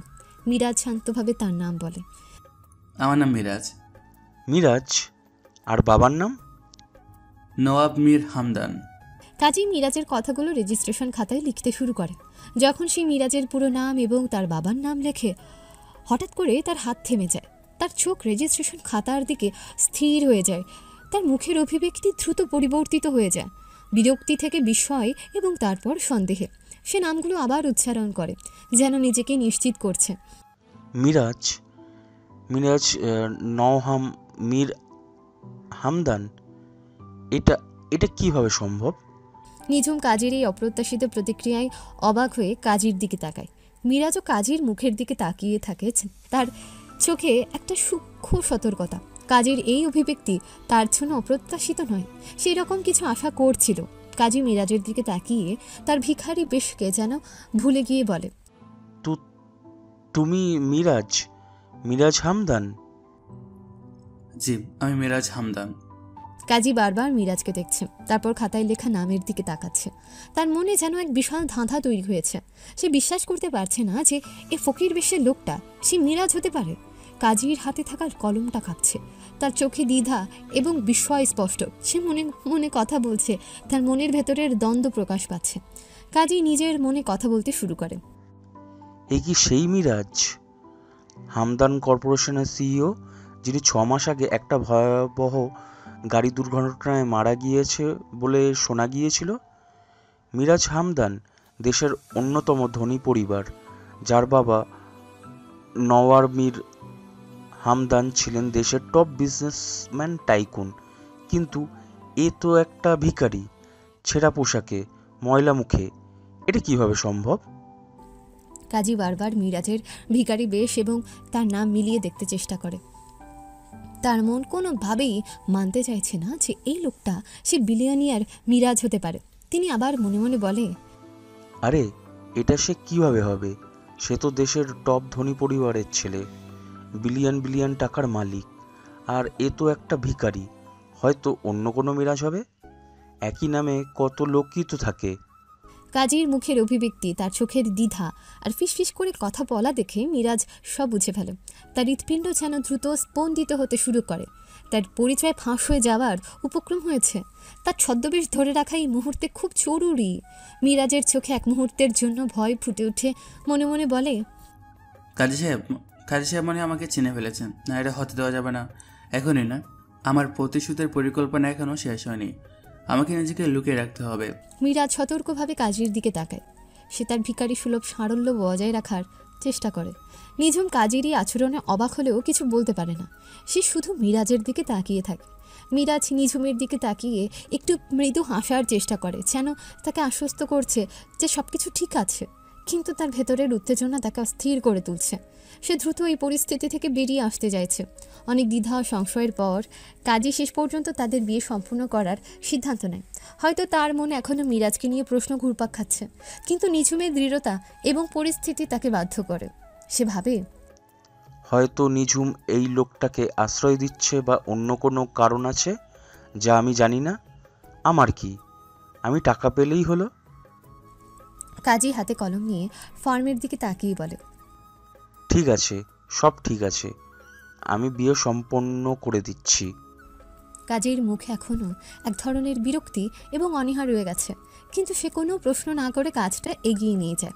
কাবিননামা প্রস্তুত করা হয়। মিরাজ ও নিঝুম তাতে স্বাক্ষর করে। তাদের বিয়ের সাক্ষী হিসেবে নিঝুমের অফিসের কয়েকজন লোক উপস্থিত থাকে, যাদের নিঝুম আগেই জানিয়েছিল। তারাও কিছুটা অবাক হয়ে মিরাজের বেশভূষা দেখছিল, তবে নিঝুমের কথা মতো তারা কোনো প্রশ্ন করে না। আলহামদুলিল্লাহ, তোমাদের বিবাহ সম্পন্ন হলো। তোমরা এখন থেকে স্বামী স্ত্রী। নিঝুমের চোখে এক মিশ্র অনুভূতি, স্বস্তি এবং এক নতুন সম্পর্কের শুরু। তার দাদির ইচ্ছে পূরণ হলো। তার মনে এক ধরনের অদ্ভুত শান্তি নেমে আসে। সে মিরাজের দিকে তাকায়। তাদের মধ্যে এখন একটা নতুন বন্ধন তৈরি হয়েছে। নিঝুম ধীর কণ্ঠে মিরাজের দিকে তাকিয়ে বলে, ধন্যবাদ মিরাজ, তুমি আমাকে অনেক বড় একটা বিপদ থেকে বাঁচালে। মিরাজও স্বস্তির নিঃশ্বাস ফেলে। তার গোপন পরিকল্পনা আরও এক ধাপ এগিয়েছে। তার ভিখারি বেশের আড়ালে একটা বড় ধাপ অতিক্রম করা সম্ভব হয়েছে। সে জানে এই বিয়ে তাকে তার লক্ষ্যে পৌঁছতে আরও সাহায্য করবে। তার মুখে এক বিজয়ীর হাসি ফুটে ওঠে, যা নিঝুম হয়তো লক্ষ্য করে না। মিরাজ মনে মনে বলে, ধন্যবাদ তোমাকে নিচু, এই চুক্তি আমার প্রতিশোধের প্রথম ধাপ। বিয়ের পরদিন সকালের নরম আলো জানলার কাঁচ ভেদ করে ঘরের ভেতর ঢুকেছে। নিঝুমের বিলাসবহুল বাড়ির বাথরুম বা ড্রেসিং রুম, চারপাশে আধুনিক স্যানিটারি ফিটিংস, বিশাল আয়না এবং ডিজাইনার পোশাকের সমাহার। নিঝুমের হাতে ফোন, সে হাসি মুখে কথা বলছে তার দাদির সাথে, তার চোখে আনন্দের ঝলক। মিরাজ বাথরুমের দরজায় হেলান দিয়ে নিঝুমকে দেখছে, তার মুখে এক রহস্যময় হাসি। দাদি সে সময় শহরের বাইরে এক রিট্রিটে ছিলেন, তাই তিনি জানতে পারেননি মিরাজের ভিখারি বেশের কথা। হ্যাঁ দাদি, তোমার নিঝুম বিয়ে করে ফেলেছে, তোমার ইচ্ছে পূরণ করেছে। তুমি খুশি তো এবার? দাদি শুনে তো খুশিতে আত্মহারা। বিয়ে করেছিস? আলহামদুলিল্লাহ, আমি কত খুশি হয়েছি তুই বুঝবি না। আমার আর কোনো চিন্তা নেই। ছেলেটি কেমন, কোথায়, আমি কখন দেখতে পাবো? নিঝুম মিরাজের দিকে তাকিয়ে মিষ্টি হেসে বলে, ছেলেটি খুব ভালো দাদি। তুমি কালকে ফিরছো তো? কালকে দেখা করিয়ে দেব। এখন রেখে দেই কেমন? হ্যাঁ হ্যাঁ, তুই যা, আমি তোর জন্য দোয়া করছি, জানিস না। ফোন রেখে নিঝুম মিরাজের দিকে ফেরে, তার চোখে এক নতুন ঔজ্জ্বল্য। দাদি খুব খুশি হয়েছেন, এখন তোমার এই বেশটা বদলাতে হবে। মিরাজকে বাথরুমের সামনে দাঁড় করিয়ে নিঝুম নিজে তার দাড়ি গোঁফ কাটার সরঞ্জাম এগিয়ে দেয়। মিরাজ মৃদু হাসে। চুক্তিটা কি ভুলে গেলে মিরাজ? তোমার নতুন জীবন শুরু হচ্ছে। এই ভিখারি বেশে থাকলে তো দাদি এক্ষুনি জ্ঞান হারাবেন। ভুলে যাইনি ম্যাডাম, চুক্তির প্রতি আমি বরাবরই শ্রদ্ধাশীল। তবে এই লুকটা আমার জন্য একটা সুরক্ষা ছিল, এটা ছেড়ে দিতে কেমন যেন লাগছে। সুরক্ষা? কিসের সুরক্ষা? এই বেশে থাকলে তো কেউ তোমাকে দেখতেই চাইতো না। এই নাও রেজার, শুরু করো। মিরাজ আয়নার সামনে দাঁড়ায়, নিঝুম তার পাশে দাঁড়িয়ে থাকে, তার চোখে এক ধরনের মুগ্ধতা। মিরাজ লম্বা দাড়ি গোঁফ কমানো শুরু করে, তবে সে গলার নিচের দাড়িগুলো কাটতে একটু অসুবিধা হচ্ছিল। দেখি আমাকে দাও, আমি কেটে দিচ্ছি। এই না না, তুমি পারবে না, আমি নিজেই করে নেব। আরে দূর, দাও তো। যদি কেটেছে রক্ত বের হবে তো। কাটবে না, আমি খেয়াল রাখবো। না দরকার নেই, আমি নিজে পারবো। কেন, ভয় হচ্ছে নাকি? মিরাজ তোতলাতে তোতলাতে বলল, ভয় কেন লাগবে? নিঝুম হেসে বলে, ভয় পাচ্ছ? আবার বিশ্বাসও করতে পারছো না, কারণ যদি আমি পুরো গলাটা কেটে ফেলি? এটা তেমন কিছু না। বিশ্বাস করো আমায়? হ্যাঁ, বিশ্বাস তো করি। তাহলে লক্ষ্মী ছেলের মতো লেজার দাও, তুমি দেখো আমি কি সুন্দর করে শেভ করে দিব। নিঝুম রেজার দিয়ে আলতো হাতে শেভ করে দিচ্ছে, এতটা নিখুঁতভাবে যেন মিরাজ বুঝতে না পারে। মিরাজ এক পলক নিঝুমের মুখের দিকে তাকায়। নিঝুমের মুখটা এতটা কাছে থেকে দেখে মুগ্ধ হয়ে যায় সে। নিঝুমের ঠোঁট হালকা কাঁপছে, মাঝে নিঝুম ফু দিচ্ছে মিরাজের গলার নিচে। মিরাজ যেন অন্য জগতে বিরাজ করছে, সে এক মুহূর্তের জন্য অন্য জগতে চলে গিয়েছিল। হুট করে মনে পড়ে এটা নাটকীয় বিয়ে। এভাবেই নিঝুম পুরো মুখ শেভ করে দেয়, নোংরা ছেঁড়া পোশাক ফেলে দেওয়া হয়। প্রতিটি স্তর পরিবর্তনের সাথে সাথেই মিরাজের ভেতরের আসল রূপটি বেরিয়ে আসতে থাকে। তার সুগঠিত মুখমণ্ডল, ধারালো চোয়াল এবং উজ্জ্বল চোখগুলো স্পষ্ট হতে থাকে। নিঝুম আচমকা মুগ্ধ হয়ে বলে ওঠে, ও মাই গড মিরাজ, তুমি তো ভীষণ হ্যান্ডসাম। আমি তো বিশ্বাসই করতে পারছি না, এটা সেই লোকটা যাকে আমি কালকে রাস্তায় দেখেছিলাম। মীরা আয়নায় নিজের পরিবর্তিত চেহারা দেখে হালকা হাসে। মানুষের চেহারা তো পোশাক আর চুলের আড়ালে ঢেকে থাকতে পারে নিঝুম। আমি তো তোমাকে বলেছিলাম পোশাক দিয়ে মানুষকে বিচার করা যায় না। নিঝুম মাথা ঝাঁকিয়ে বলে, হ্যাঁ তুমি ঠিকই বলেছিলে, কিন্তু এতটা হ্যান্ডসাম হবে সেটাও কল্পনাও করিনি। রাহুল তোমার এক পায়ের যোগ্যও নয়। নিঝুম আলমারি খুলে কিছু আধুনিক দামি পোশাক বের করে মিরাজের দিকে এগিয়ে দেয়। একটা নীল শার্ট এবং একটা কালো জিন্স। এই নাও, এগুলো পরো, এখন তাড়াতাড়ি ফ্রেশ হয়ে এসো, তোমাকে এখন অফিসের জন্য প্রস্তুত হতে হবে। মিরাজ পোশাকগুলো হাতে নেয়, তার মুখে এক ধরনের পরি হাসির হাসি। আরে বাহ, এই পোশাক তো আমার জন্যই তৈরি করা হয়েছে বলে মনে হচ্ছে। তোমার পছন্দ ভালো। আমার পছন্দ সবসময় ভালো। তুমি এখন একজন সম্পূর্ণ নতুন মানুষ। তোমার এই নতুন রূপ দেখে দাদিও অবাক হবেন। মিরাজ ফ্রেশ হয়ে নতুন পোশাক পরে। তার আত্মবিশ্বাসী ভঙ্গিমা, যা তার ভিখারি বেশের আড়ালে লুকিয়েছিল, তা এখন আরও স্পষ্ট হয়ে ওঠে। নিঝুম মুগ্ধ চোখে তাকে দেখে। তাদের মধ্যে এক নতুন ধরনের টান তৈরি হয়। নিঝুম মিরাজের কাছে এসে তার শার্টের কলার ঠিক করে দিতে গিয়ে বলে, বিশ্বাস করো মিরাজ, আমার জীবনে এমন একটা দিন আসবে ভাবিনি। তুমি আমার কাছে একজন অপ্রত্যাশিত ত্রাণকর্তা। মিরাজ নিঝুমের চোখের দিকে তাকিয়ে তার হাতে আলতো করে স্পর্শ করে। মানুষের জীবন কখন কোন দিকে মোড় নেয় তা কেউই বলতে পারে না। হয়তো এটা ছিল আমাদের নিয়তি। বেশিক্ষণ আর এইভাবে রইল না, কারণ তারা দুজনেই জানে বেশিক্ষণ এভাবে থাকলে অন্য কিছু ঘটে যেতে পারে। চলো, বের হতে হবে, এখন লেট হয়ে যাচ্ছে। নিঝুমের বিলাসবহুল অফিস, বিশাল কাঁচের জানলা দিয়ে শহরের স্কাই লাইন দেখা যাচ্ছে। অফিসের ভেতরে আধুনিক সজ্জা, কর্মীরা ব্যস্ত। মিরাজ ও নিঝুম হেঁটে আসছে। অফিসের কর্মীরা তাদের দিকে তাকিয়ে আছে। নিঝুম মিরাজকে সাথে নিয়ে তার অফিসে প্রবেশ করে। মিরাজ এখন একজন সুদর্শন যুবকের বেশে, যদিও সে এখনও নর্মাল পোশাক পরে আছে। সে যেন নিঝুমের একজন ব্যক্তিগত সহকারী। অফিসের কর্মীরা মিরাজকে দেখে কিছুটা অবাক হয়। তারা ফিসফিস করে কথা বলতে শুরু করে। এই নতুন সুদর্শন লোকটাকে তা নিয়ে তাদের মধ্যে কৌতূহল জাগে। নিঝুম কর্মীদের দিকে তাকিয়ে হাসে। Good morning everyone. উনি আমার স্বামী মিরাজ। কর্মীরা নিজেদের মধ্যে একবার তাকায়। তাদের চোখে স্পষ্ট বিস্ময়। নিঝুমের বিয়ে নিয়ে তাদের মধ্যে কৌতূহল ছিল, কিন্তু তারা এরকম একজন হ্যান্ডসাম ছেলেকে আশা করেনি। অফিসের একটা মেয়ে স্টাফ তার সাথের স্টাফকে আস্তে করে বলে, এটা কে? নিঝুম ম্যামের স্বামী? কালকে বিয়ে হয়েছে নাকি? সাথের জন আস্তে করে বলে, আমি তো কোনো খবর শুনিনি। দেখতে তো দারুণ, কোনো সেলিব্রিটি নাকি? মিরাজ সবার দিকে তাকিয়ে হালকা হাসে। তার চোখে মুখে এক ধরনের বুদ্ধিমত্তা খেলা করে, যা তার আপাত শান্ত চেহারার আড়ালে লুকিয়ে থাকে।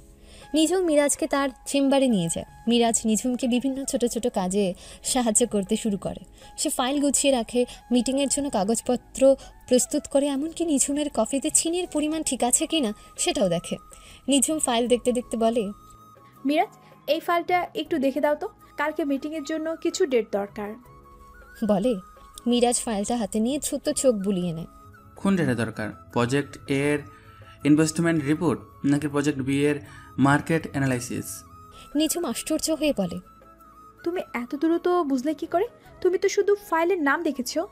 মিরাজ হালকা হেসে বলে, আমার একটা অভ্যাস আছে নিঝুম, নাম দেখলে ভেতরের বিষয়বস্তু সম্পর্কে একটা ধারণা হয়ে যায়।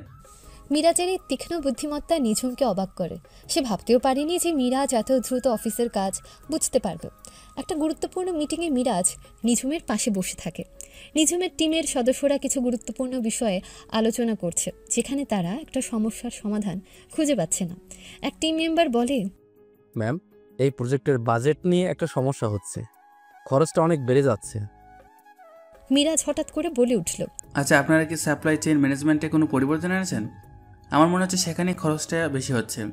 নিঝুম আবার অবাক হয়ে মিরাজের দিকে তাকায়। তুমি এটা কি করে বুঝলে? সাধারণ জ্ঞান নিঝুম, ব্যবসার ক্ষেত্রে অনেক সময় ছোট ছোট খরচগুলো চোখ এড়িয়ে যায়। আপনারা যদি সাপ্লাই চেইনটা একবার খতিয়ে দেখতেন, হয়তো সমাধান পেয়ে যাবেন। মিরাজের কথায় টিমের সদস্যরা অবাক হয়। নিঝুমের চোখে মুখে মুগ্ধতা স্পষ্ট হয়। মিরাজের এই বুদ্ধিমত্তা তার ভিখারি জীবনের সাথে কোনোভাবে মিলাতে পারছে না নিঝুম। এভাবে পুরো দিন কেটে যায়। পরের দিন নিঝুমের দাদি বাসায় ফিরে এসেছেন। নিঝুম ও মিরাজ ড্রয়িং রুমে বসে আছে, দাদির আগমনের অপেক্ষায়। নিঝুম কিছুটা চিন্তিত মিরাজকে কেমন লাগবে দাদির তা নিয়ে। মিরাজ অবশ্য শান্ত, তার মুখে সে রহস্যময় হাসি। কিছুক্ষণ পর দাদি আসলেন। তার মুখে ক্লান্তি থাকলেও নাতির বিয়ে হয়েছে জেনে তার চোখে আনন্দ ঝিকমিক করছে। দাদি নিঝুমকে জড়িয়ে ধরে, আমার সোনা, তুই বিয়ে করে ফেলেছিস, অনেক খুশি হয়েছি জানিস। হ্যাঁ দাদি, তুমি ফিরে এসেছো দেখে খুব ভালো লাগছে। দাদি নিঝুমের হাত ছেড়ে মিরাজের দিকে তাকান। মিরাজ উঠে দাঁড়িয়ে দাদিকে সালাম দেয়। তার স্মার্টনেস এবং ভদ্র ব্যবহারে দাদি মুহূর্তেই মুগ্ধ হন। মিরাজ এখন সম্পূর্ণ অন্য একজন মানুষ, সুদর্শন এবং মার্জিত। নিঝুম দাদির দিকে তাকিয়ে বলে, দাদি, এই হলো মিরাজ, তোমার নাতিন জামাই। দাদি মিরাজের দিকে তাকিয়ে মুগ্ধ হয়ে, আরে বাবা, কি হ্যান্ডসাম ছেলে, দেখে তো চোখ চুরিয়ে গেল। এসো আমার পাশে বসো। তুমি তো দেখছি আমার নিঝুমের জন্য একদম ঠিকঠাক আছো। আসসালামু আলাইকুম দাদি, কেমন আছেন আপনি? দাদি হাসি মুখে জবাব দেন, ওয়ালাইকুম আসসালাম। আমি তোমাকে দেখে আরো ভালো হয়ে গেলাম। তুমি তো খুব ভদ্র আর বিনয়ী দেখছি। নিজুম খুব ভালো পছন্দ করেছে। দাদি মিরাজকে তার পাশে বসতে বলেন। তাদের মধ্যে খুব সুন্দর একটা কথোপকথন শুরু হয়। মিরাজ তার আসল বুদ্ধিমত্তা এবং ব্যক্তিত্ব দিয়ে দাদিকে মুগ্ধ করে তোলে। তুমি কি করো মিরাজ? আমার নিঝুমকে কিভাবে সামলাবে?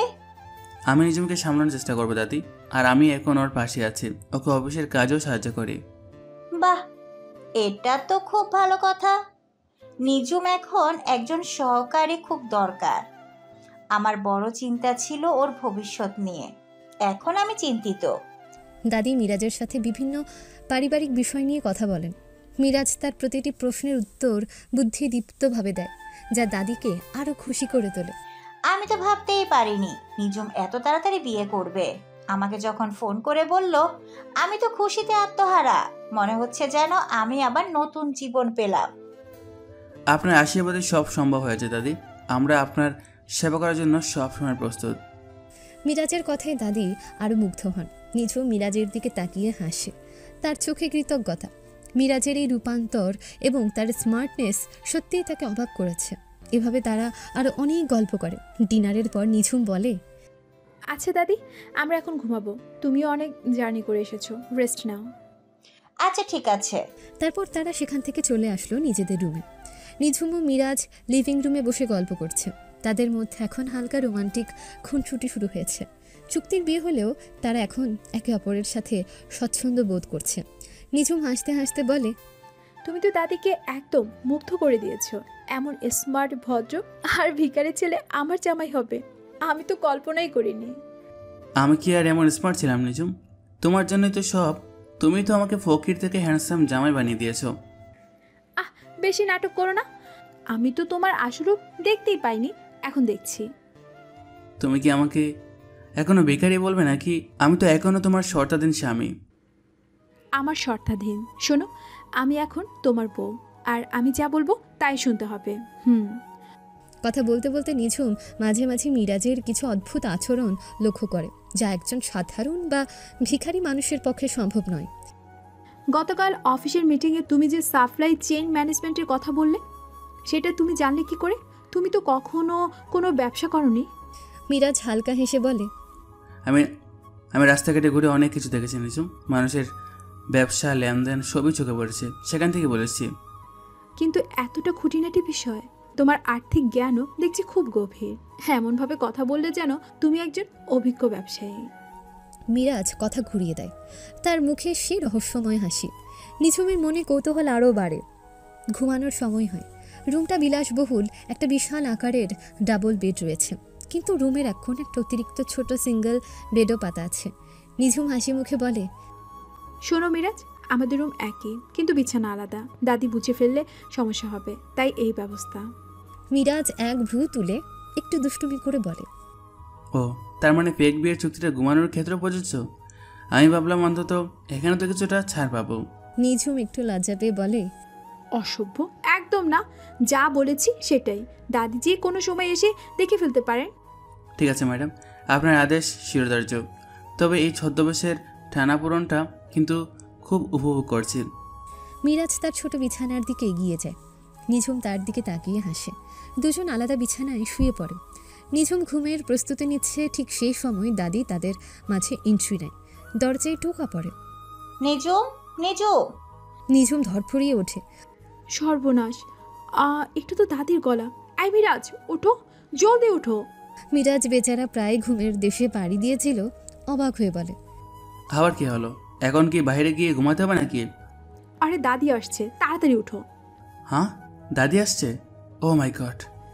এখন কি করে যায় বলো? দাদি এইভাবে দেখে ফেললে সমস্যা হবে। আমার কাছে একটা বুদ্ধি আছে, তবে আর মনে হয় তুমি সেটাতে রাজি হবে না। কি বুদ্ধি, জলদি বলো। ওই যে ওটাই, যেটার জন্য আমরা আলাদা বিছানায় ঘুমাতে গিয়েছিলাম। এই সময় তোমার এটা মজা মনে হচ্ছে? আমি মোটেও মজা করছি না, এটাই শেষ পথ, এর বাইরে আর কিছু করার নেই। সুযোগের সদ্ব্যবহার করতে চাইছো, তাই না? এটাকে সুযোগের সৎ ব্যবহার বলে না, আর এমনিতেও আমরা স্বামী স্ত্রী, সো আমার মনে হয় না এটা খারাপ কোনো কাজ। ভেবে দেখতে পারো। এবার কিন্তু দাদি দরজা ভেঙে ফেলবে, সময় খুব কম। নিঝুমও কেন জানি তার আর প্রশ্ন করতে পারল না স্বামী স্ত্রী শব্দ দুটো শুনে। নিঝুম তাড়াতাড়ি গিয়ে দরজা খুলে দিল। দাদি, তুমি কেন এসেছো এখানে? আমার দাদু ভাইটা কোথায়? দাদি উকি দিয়ে দেখে মিরাজ বিছানায় কম্বল নিয়ে আছোয়া হয়ে আছে। এই নে, এক গ্লাস গরম দুধ মিরাজকে খাইয়ে দে। ওহ দাদি, এই দুধ দেওয়ার জন্য এত রাত এখানে আসলে? নে দুধ ধর, আর তোরা তোদের কাজে লেগে পড়, আমি গেলাম। নিঝুম হাঁ হয়ে তাকিয়ে আছে দাদির যাওয়ার দিকে। দাদি এটা কি বলে গেল? কাজে লেগে পড়বো মানে? মিরাজ বিছানা থেকে মুচকি মুচকি হাসছিল, তারপর বলল, দাদি তো ঠিকই বলছেন, কাজে লেগে পড়লে সমস্যা কোথায়?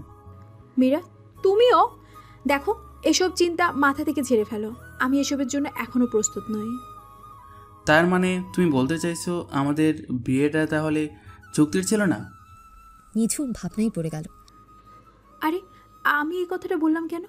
সত্যি তো, আমাদের বিয়েটা তো একটা চুক্তি, তাহলে এরকম কেন বললাম? ঠিক আছে, যখন তুমি প্রস্তুত হবে আমাকে বলে দিও, আমি গেলাম আমার বিছানায়।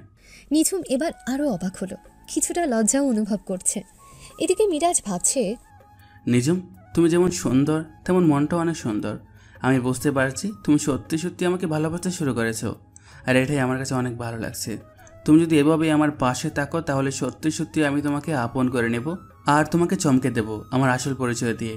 সঠিক সময় আসুক, তুমি জানতে পারবে আমি কে। তাদের এই চুক্তির সম্পর্ক ধীরে ধীরে এক মিষ্টি খুনসুটি আর রোমান্টিকতার দিকে এগিয়ে যাচ্ছে, কিন্তু মিরাজের আসল পরিচয় এখনও নিঝুমের কাছে রহস্য হয়ে আছে। এভাবেই চলতে থাকে। বিয়ের এক সপ্তাহ পর এক সন্ধ্যায় শহরের কেন্দ্রস্থলে অবস্থিত গোল্ডেন ফর্ক নামক এক বিলাসবহুল রেস্টুরেন্টের প্রবেশপথ। কাঠের বিশাল দরজা, ঝাড়বাতির ঝলকানি আর নরম আলোর ছটা এক অভিজাত পরিবেশ তৈরি করেছে। ভেতরে নরম কার্পেট পাতা, চারপাশে মৃদু সঙ্গীতের সুর ভেসে আসছে। নিঝুম ও মিরাজ একসাথে ভেতরে ঢুকছে। মিরাজকে এখন আগের থেকে অনেক বেশি স্মার্ট লাগছে। পরনে দামি শার্ট আর ট্রাউজার, চুল পরিপাটি করে আছড়ানো, কিন্তু তার চোখে মুখে এখন এক ধরনের ভিখারি সুলভ সারল্য রয়ে গেছে, যা তার ছদ্মবেশের অংশ। নিঝুম তার পাশে হাসি মুখে হাঁটছে, তার চোখে মিরাজের প্রতি এক নতুন আকর্ষণ। নিঝুম মিরাজের দিকে তাকিয়ে হাসি মুখে বলে, সত্যি বলতে কি, তোমার এই নতুন রূপটা আমার খুব পছন্দ হয়েছে। মনেই হয় না তুমি সেই রাস্তার ফকির ছিলে। মিরাজ চোখ টিপে হাসে। আহা নিঝুম, আমাকে কি বারবার আমার পুরনো পরিচয় মনে করিয়ে দেবে, নাকি নতুন জীবনে একটু শান্তি দেবে? কেন? এতেই তো মজা। আমি তো জানতাম না আমার চুক্তি এমন একজন হ্যান্ডসাম মানুষকে আমার জীবনে এনে দেবে। আমি জানতাম না আমার ছদ্মবেশ এমন একজন সুন্দরীর সাথে আমাকে বেঁধে ফেলবে। তারা কথা বলতে বলতে ভেতরের দিকে এগোতে থাকে। রেস্টুরেন্টের কর্মচারীরা তাদের দিকে মুগ্ধ দৃষ্টিতে তাকাচ্ছে। নিঝুমকে সবাই চেনে একজন সফল ব্যবসায়ী হিসেবে, কিন্তু মিরাজকে দেখে তাদের মধ্যে কৌতূহল জাগে। রেস্টুরেন্টের করিডোর ধরে হাঁটতে হাঁটতে মিরাজের নজর হঠাৎ একজন পরিচিত মুখের উপর পড়ে। সে মুহূর্তে একটু অপ্রস্তুত হয়ে যায়। তখনই পাশ থেকে দ্রুত হেঁটে আসা একজন বদমেজাজি লোকের সাথে মিরাজের সজোরে ধাক্কা লাগে। লোকটার হাতে ধরা পানীয়র গ্লাস থেকে কিছুটা পানীয় ছিটকে মিরাজের শার্টে লাগে। লোকটা দেখতে গোঁফওয়ালা, মাঝবয়সী, এবং তার চোখে এক ধরনের উগ্রতা। নাম তার করিম। দর্শক, আপনারা এই নামটা মনে রাখবেন, এক সময় কাজে আসবে। করিম মিরাজের দিকে তাকিয়ে রুক্ষ কণ্ঠে বলে, এই দেখে হাঁটতে পারিস না? তোর চোখ কি পিছনে থাকে? শালা আমার জামায় দাগ লাগিয়ে দিলি। মিরাজ শান্তভাবে শার্টের দিকে তাকিয়ে তাকিয়ে বলে, দুঃখিত, আমি খেয়াল করিনি। খেয়াল করিসনি? দেখতে তো একেবারে খ্যাতা মার্কা। এই ধরনের জায়গা আসিস কেন যখন ভদ্রতা জানিস না? তোর মতো লোকেদের তো রাস্তায় ফুটপাতে থাকার কথা। নিঝুম হতবাক হয়ে যায়। মিরাজকে এভাবে অপমান করা হচ্ছে দেখে তার রাগ হয়। সে করিমের দিকে অগ্নি দৃষ্টিতে তাকায়। রাগে নিঝুমের গলা কাঁপছে। ওই মিয়া, আপনি কি বলছেন? হ্যাঁ, আমার স্বামীকে অপমান করার সাহস কি করে হয় আপনার? করিম নিঝুমের দিকে তাকিয়ে তার দামি পোশাক দেখে একটু থমকে যায়। আরে বাহ, ম্যাডাম তো দেখছি নতুন জামা এনেছেন, তাও আবার এমন ক্ষেত মার্কা। মিরাজ নিঝুমের হাত ধরে শান্তভাবে বলে, শান্ত হও নিঝুম, কথা কথা মাথা গরম করলে চলে না। উনি হয়তো আমাকে চিনতে পারছেন না। চিনবো না? তোর মতো লোককে কে না চেনে রে? যা ভাগ এখান থেকে, নোংরা কোথাকার। করিমের শেষ কথাটি যেন মিরাজের প্রতি চরম অপমান। মিরাজ তার চোখে মুখে কোনো প্রতিক্রিয়া না দেখালেও তার ভেতরের আসল সত্তাটা এই অপমান হজম করতে পারে না। তার চোখে এক মুহূর্তে এক তীক্ষ্ণ ঝলক দেখা যায়, যা নিঝুমের চোখেও ধরা পড়ে। কর্মীরা যখন এই পরিস্থিতি সামাল দিতে হিমশিম খাচ্ছিল, ঠিক তখনই রেস্টুরেন্টের ম্যানেজার দ্রুত ঘটনাস্থলে আসে। ম্যানেজার একজন অভিজ্ঞ লোক, সে দ্রুত পরিস্থিতি বোঝার চেষ্টা করে। সে মিরাজের দিকে তাকায়, তার চোখে প্রথমে বিরক্তি দেখা যায়। সে মিরাজকে খ্যাত ভেবে তাকে বের করে দিতে চায়, কারণ সে মনে করে মিরাজই হয়তো ঝামেলা করেছে। ম্যানেজার মিরাজের দিকে তাকিয়ে কিছুটা ধমকের সুরে বলে, কি হচ্ছে এসব? মিস্টার করিম, আপনি ঠিক আছেন তো?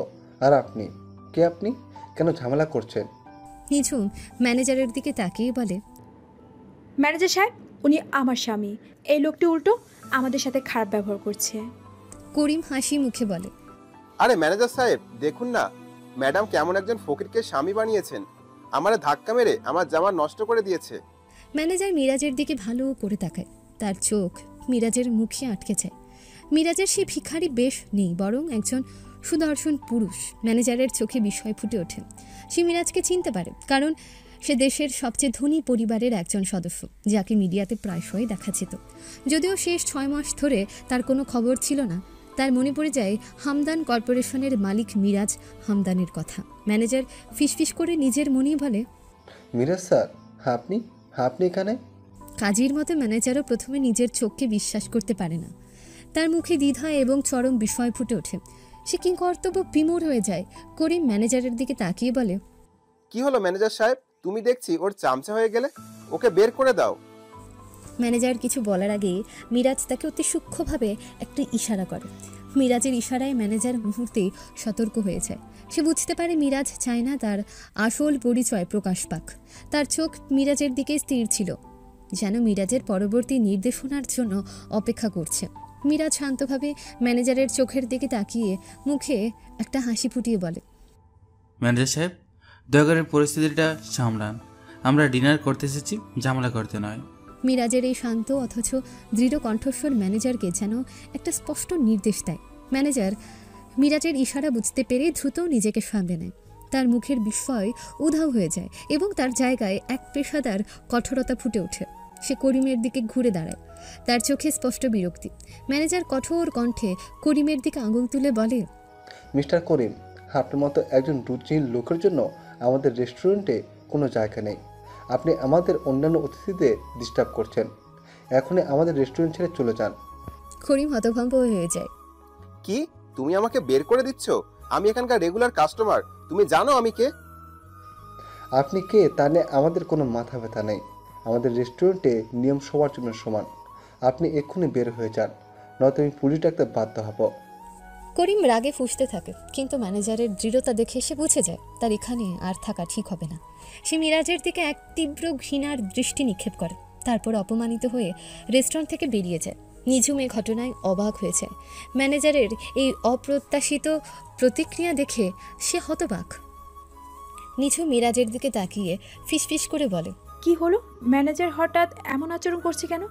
ওই লোকটা তো তোমার সাথে খারাপ ব্যবহার করছিল, আর এখন তাকে বের করে দিল।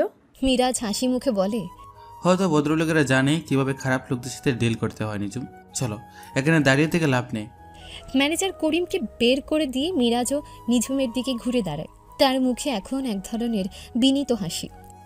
স্যার, ম্যাডাম, দয়া করে আমাদের ভুল বুঝবেন না। এমন অপ্রত্যাশিত ঘটনার জন্য আমরা ক্ষমা প্রার্থী।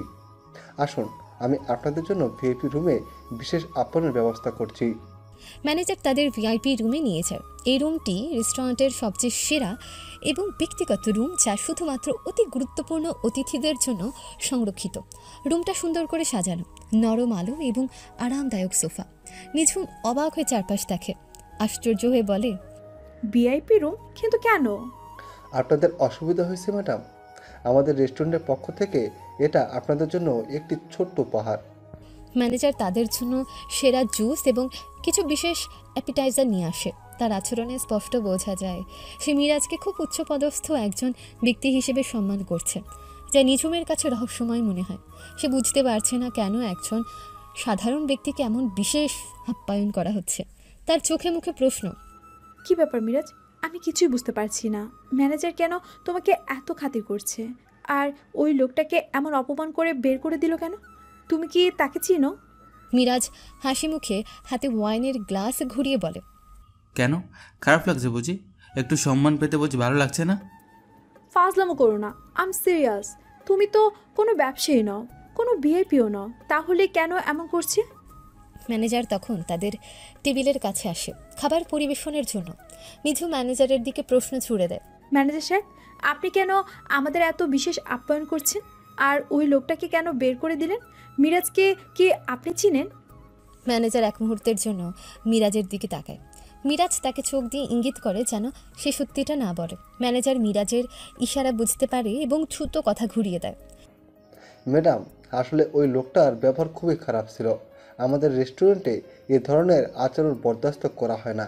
আর আপনাদের মতো সম্মানিত অতিথিদের যদি কোনো অসুবিধা হয় তবে আমাদের সম্মান নষ্ট হয়। তাই ওই লোকটার বাজে ব্যবহারে ক্ষতিপূরণ হিসেবে আমাদের এই বিশেষ আপ্যায়ন দেওয়া হয়েছে। শুধু এই জন্য? এটা তো খুব বেশি খাতির হয়ে যাচ্ছে। না ম্যাডাম, এটা আমাদের নীতি। অতিথিদের সন্তুষ্টি আমাদের প্রধান লক্ষ্য। আশা করি আপনাদের ডিনার ভালো লাগবে। ম্যানেজার মৃদু হেসে চলে যায়। নিঝুম তার দিকে হাঁ করে তাকিয়ে থাকে, কিন্তু তার মনে সন্দেহ থেকেই যায়। সে মিরাজের দিকে সন্দেহের দৃষ্টিতে তাকায়। মিরাজের দিকে তাকিয়ে ভ্রু কুচকে বলে, ম্যানেজার তো কথা ঘুরিয়ে দিল, কিন্তু আমি নিশ্চিত এর পেছনে অন্য কোনো কারণ আছে। তুমি আমাকে কিছু লুকাচ্ছ মিরাজ, এটা কি তোমার কোনো কৌশল? মিরাজ শান্তভাবে হাসি মুখে বলে, কৌশল? কি বলছো তুমি? আমি কি এতই দূর তো মনে হয় তোমার কাছে? হয়তো ম্যানেজার ভদ্রলোক আসলেই খুব ভালো মানুষ। তোমার মতো সুন্দরী মহিলাকে পাশে দেখে হয়তো তার খাতির বেড়ে গেছে। ফাজলামো করো না। তুমি জানো আমি কিসের কথা বলছি? তোমার এই রহস্যময় আচরণ আমাকে আরও কৌতূহলী করে তুলেছে। তুমি কে মিরাজ, সত্যি করে বলো। মিরাজ শুধু হাসে। নিঝুমের প্রশ্নের কোনো সরাসরি উত্তর দেয় না। তার হাসিটা যেন আরও রহস্যময় হয়ে ওঠে, যা নিঝুমের মনে আরও গভীর কৌতূহল সৃষ্টি করে। আমি কে মানে? আমি মিরাজ নিঝুম, তোমার ফেক হাজব্যান্ড। তুমি কি ভুলে গেলে? ফেক শব্দটা শুনে নিঝুমের মন খারাপ হয়ে যায়। কেন সেটা সে নিজেও জানে না। মনে মনে ভাবে, তাহলে কি আমি মিরাজকে সত্যি সত্যি ভালোবেসে ফেলেছি নাকি? না না নিঝুম, তুই এটা করতে পারিস না। এটা শুধুই একটা শর্ত, আর সময় হলে তুই ডিভোর্স দিবি ওকে। ভাবনা চিন্তার মাঝে কেটে গেল আরও কয়েকটা দিন। নিঝুমের বিলাসবহুল বাড়ির বাগান। সন্ধ্যা নেমেছে। বাগানে নরম আলোর লণ্ঠন জ্বলছে, যা এক রোমান্টিক আবেশ তৈরি করেছে। ফুলের মিষ্টি গন্ধ বাতাসে মিশে আছে। আকাশ জুড়ে কমলা আর গোলাপি রঙের ছটা। নিঝুম ও মিরাজ পাশাপাশি বসে আছে একটা বেঞ্চে। তাদের মধ্যকার দূরত্ব ধীরে ধীরে কমছে। তারা দুজন বাগানে বসে সূর্যাস্তের মনোরম দৃশ্য দেখছে। ডিনারের ঘটনার পর থেকে নিঝুমের মনে মিরাজকে নিয়ে কৌতূহল আরও বেড়েছে, কিন্তু একই সাথে তার প্রতি এক গভীর আকর্ষণ অনুভব করছে সে। নিঝুম মিরাজের দিকে তাকিয়ে নরম সুরে বলে, আজকে সূর্যটা কি সুন্দর, তাই না মিরাজ? মনে হচ্ছে যেন আকাশটা নিজের সব রং ছড়িয়ে দিয়েছে। মিরাজ নিঝুমের দিকে ফিরে তার চোখে চোখ রেখে বলে, সূর্যাস্তটা সুন্দর কারণ তুমি পাশে আছো নিঝুম। তুমি পাশে থাকলে সব কিছু যেন আমারও সুন্দর হয়ে ওঠে। নিঝুমের গালে হালকা গোলাপি আভা ফুটে ওঠে। মিরাজ তার হাত বাড়িয়ে নিঝুমের হাতের উপর আলতো করে রাখে। তাদের স্পর্শে এক বিদ্যুতের ঝলক বয়ে যায়। নিঝুম মিরাজের হাতের দিকে তাকিয়ে ফিসফিস করে বলে, তুমি এমন করে কথা বলো কেন মিরাজ? আমার কেমন যেন লাগে। কেমন লাগে? খারাপ লাগে বুঝি, নাকি ভালো লাগে? আমার আমার সব কিছু কেমন যেন অন্যরকম লাগছে। মনে হচ্ছে তুমি শুধু দাদির শর্ত পূরণের জন্য আসোনি, আমার জীবনে আরও কিছু দেওয়ার জন্য এসেছো। মিরাজ বুঝতে পারে নিঝুম ধীরে ধীরে তার প্রেমে পড়তে শুরু করেছে। তার কাছে মিরাজ এখন শুধু একজন চুক্তিবদ্ধ স্বামী নয়, বরং তার জীবনের এক অবিচ্ছেদ্য অংশ। মিরাজের রহস্যময়তা তাকে আরও আকর্ষণ করছে। মিরাজ নিঝুমের হাতটা নিজের হাতে শক্তও করে ধরে। শর্ত হয়তো একটা অজুহাত ছিল নিঝুম, হয়তো নিয়তি চেয়েছিল আমরা এভাবে কাছাকাছি আসি। আমারও মনে হচ্ছে তোমার সাথে কাটানো এই দিনগুলো আমার জীবনের সবচেয়ে সুন্দর সময়। নিঝুম মিরাজের কাঁধে মাথা রেখে, রাহুলের প্রতারণার পর আমি ভেবেছিলাম ভালোবাসার উপর থেকে আমার সব বিশ্বাস উঠে গেছে, কিন্তু তুমি এসে সব কিছু বদলে দিয়েছো। রাহুলের কথা আমার মনেই পড়ে না। আমার মনে হচ্ছে আমি আবার নতুন করে ভালোবাসা শিখছি। মিরাজ নিঝুমকে আরও কাছে টেনে নেয়। ভালোবাসা কখনো মরে না নিঝুম। হয়তো কিছু মানুষ তাকে নষ্ট করে দেয়, কিন্তু আসল ভালোবাসা ঠিকই তার পথ খুঁজে নেয়। তাদের সম্পর্ক আরও গভীর হয়। তারা একে অপরের কাছাকাছি আসে, তাদের হৃদস্পন্দন যেন এক তালে বাজছে। বাগানের নরম আলোয় তাদের দুজনের ছায়া একে অপরের সাথে মিশে যায়। তুমি যখন পাশে থাকো আমার আর কোনো ভয় লাগে না। মনে হয় তুমি থাকলে আমি সব বিপদ মোকাবেলা করতে পারবো।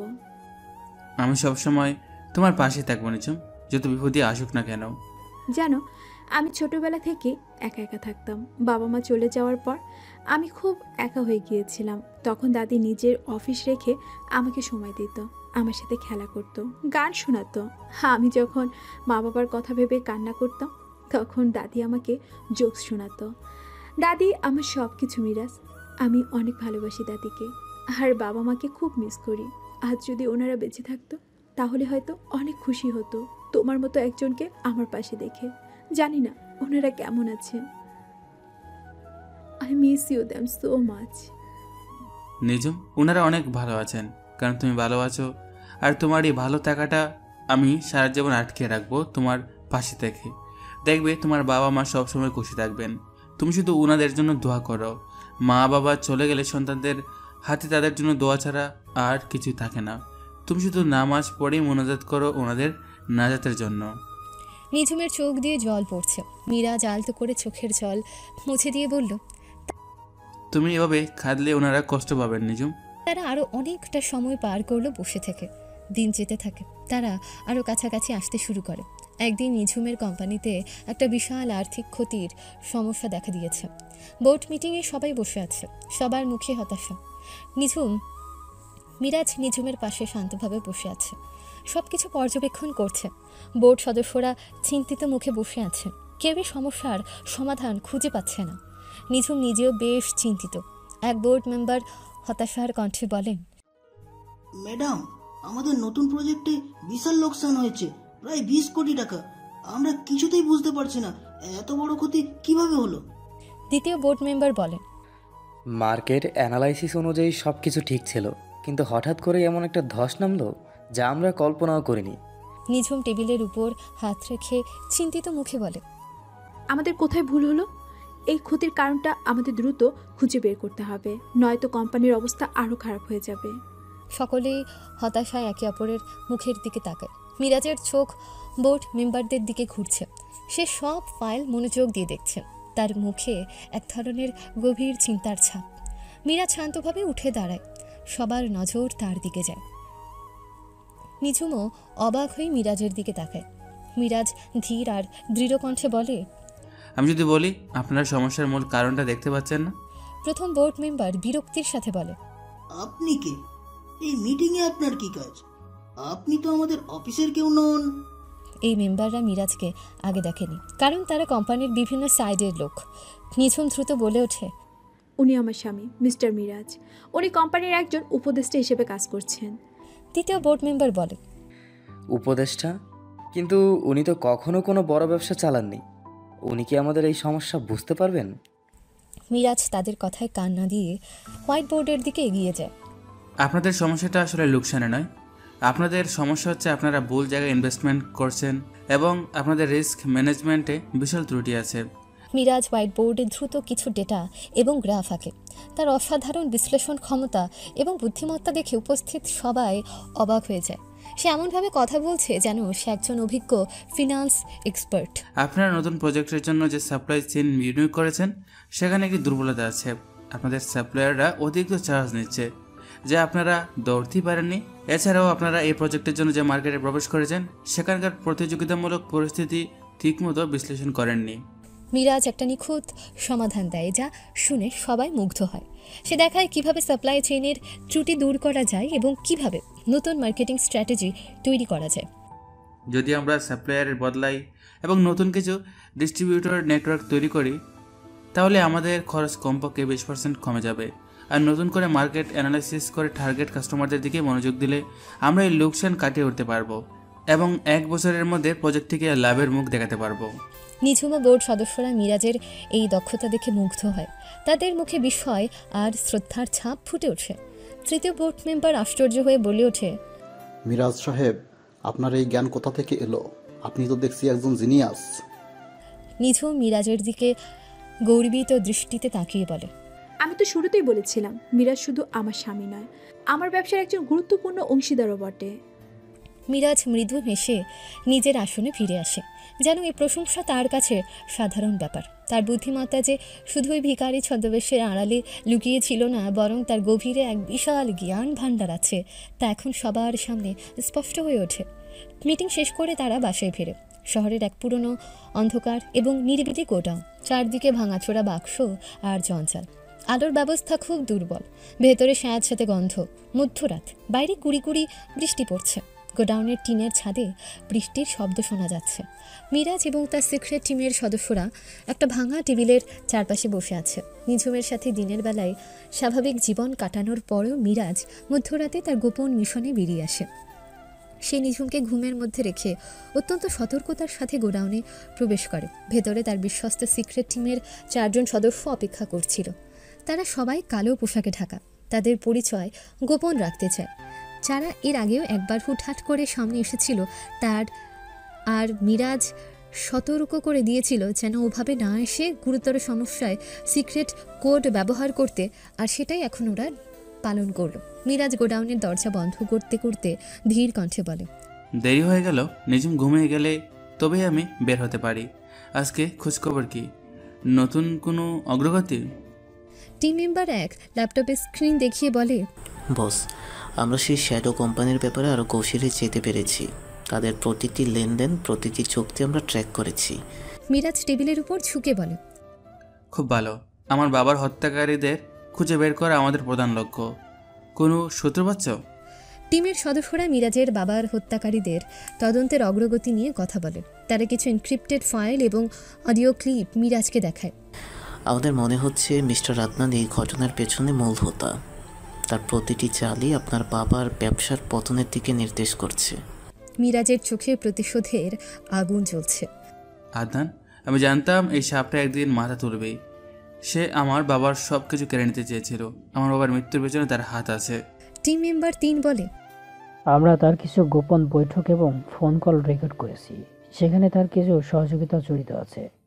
আমাকে সব ইনফরমেশন দাও, আমি কোনো প্রমাণ ছাড়তে চাই না। আমি তাদের একে একে খুঁজে বের করব যারা আমার বাবাকে আমার থেকে কেড়ে নিয়েছে। টিম মেম্বার 1 বলে, বস, আপনার ছদ্মবেশ এখন নিরাপদ আছে তো? নিঝুম ম্যাম কি কোনো কিছু সন্দেহ করেছেন? এখনো না। সে মনে করছে আমি একজন সাধারণ মানুষ যাকে সে চুক্তির মাধ্যমে বিয়ে করেছে। তবে মাঝে মাঝে আমার কিছু কথায় সে কৌতূহলী হয়ে ওঠে। আমাকে আরও সতর্ক থাকতে হবে। অবশ্যই বস, আপনাকে আরও সতর্ক থাকতে হবে। ঠিক আছে, আমি এখন যাই। আর এই সব বিষয়গুলো তদন্ত করে আমাকে ফাইনাল খবর দাও। গোপন বৈঠক শেষে মিরাজ নিঝুমের বাড়িতে ফিরে আসে। নিঝুম গভীর ঘুমে আচ্ছন্ন। মিরাজ নিঃশব্দে তার রুমে প্রবেশ করে। সে নিজের বিছানায় না শুয়ে একটা ছোট ট্রাভেল ব্যাগ থেকে তার গোপন ডায়েরি এবং একটা ছোট ল্যাপটপ বের করে। এই জিনিসগুলো সে তার ভিখারি বেশের সময় থেকে নিজের কাছে লুকিয়ে রেখেছে। দিনের বেলায় সে নিঝুমের চুক্তিবদ্ধ স্বামী, একজন সাধারণ মানুষ, কিন্তু রাতের গভীরে সে একজন প্রতিশোধ পরায়ণ পুত্র যে তার বাবার অসমাপ্ত কাজ শেষ করতে প্রতিজ্ঞাবদ্ধ। মিরাজ ল্যাপটপটা খুলে স্ক্রিনে তার বাবার পুরনো ছবি ভেসে ওঠে। মিরাজ তার বাবার ছবিটির দিকে তাকিয়ে থাকে। তার চোখে জল চিকচিক করে ওঠে। প্রতিটি ছবির সাথে তার বাবার প্রতি ভালোবাসা এবং শ্রদ্ধা জড়িত। মিরাজ ফিসফিস করে, প্রায় নিজের অজান্তেই বলে, বাবা, তুমি কেন আমাকে একা ফেলে চলে গেলে? আমাকে তো তোমার কাজ শেষ করতে হবে। আমি তোমাকে কথা দিলাম, যারা তোমাকে কেড়ে নিয়েছে আমি তাদের শেষ করবই, আর সেটা খুব তাড়াতাড়ি।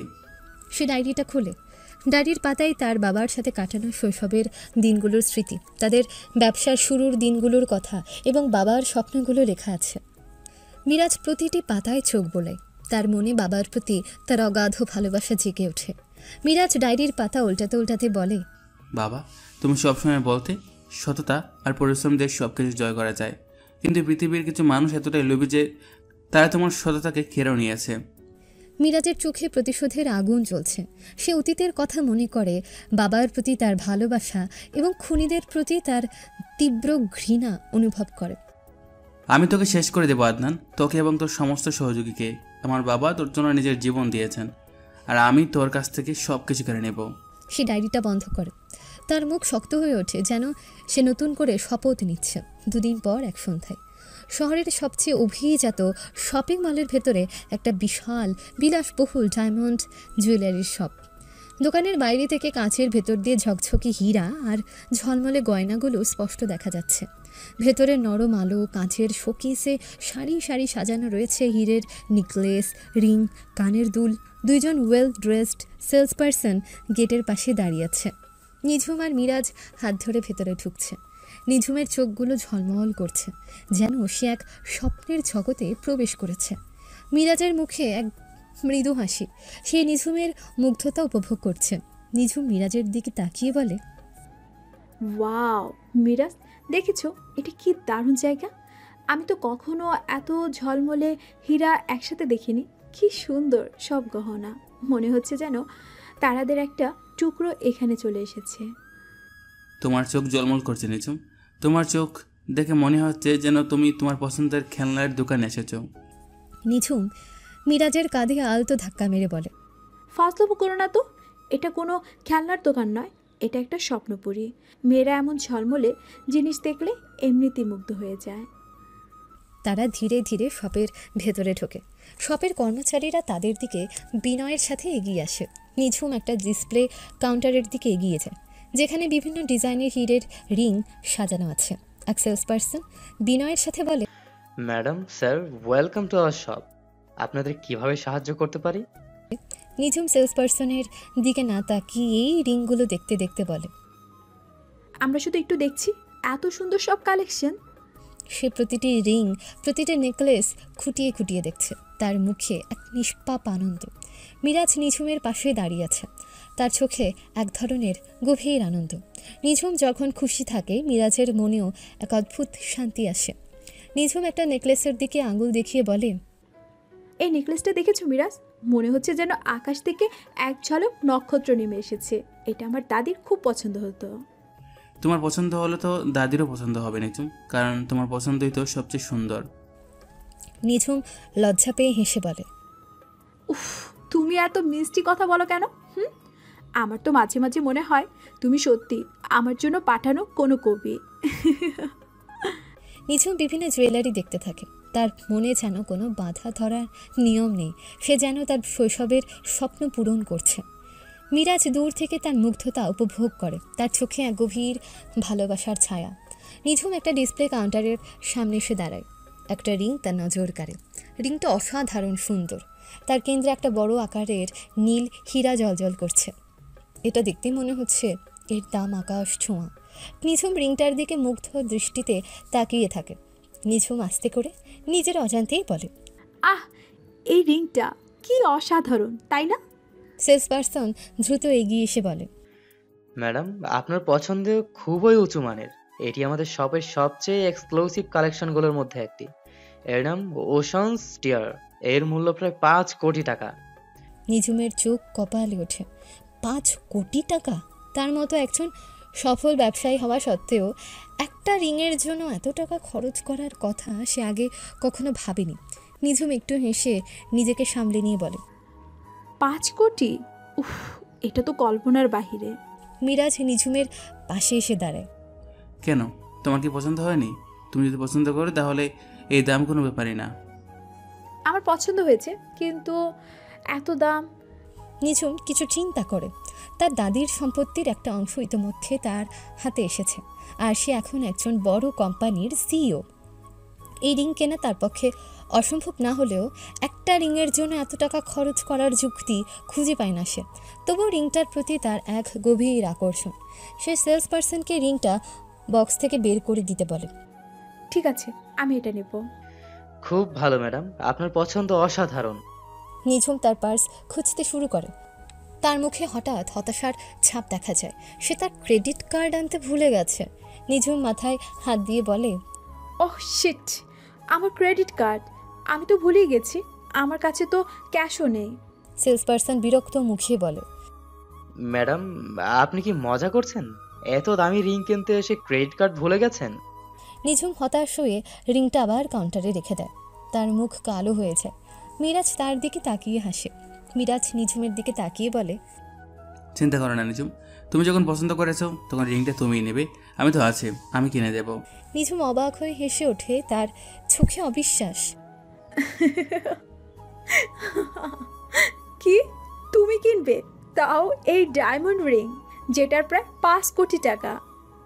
নিঝুম, আমি যদি বলি আমি একজন বিলিয়নিয়ার, তুমি কি বিশ্বাস করবে?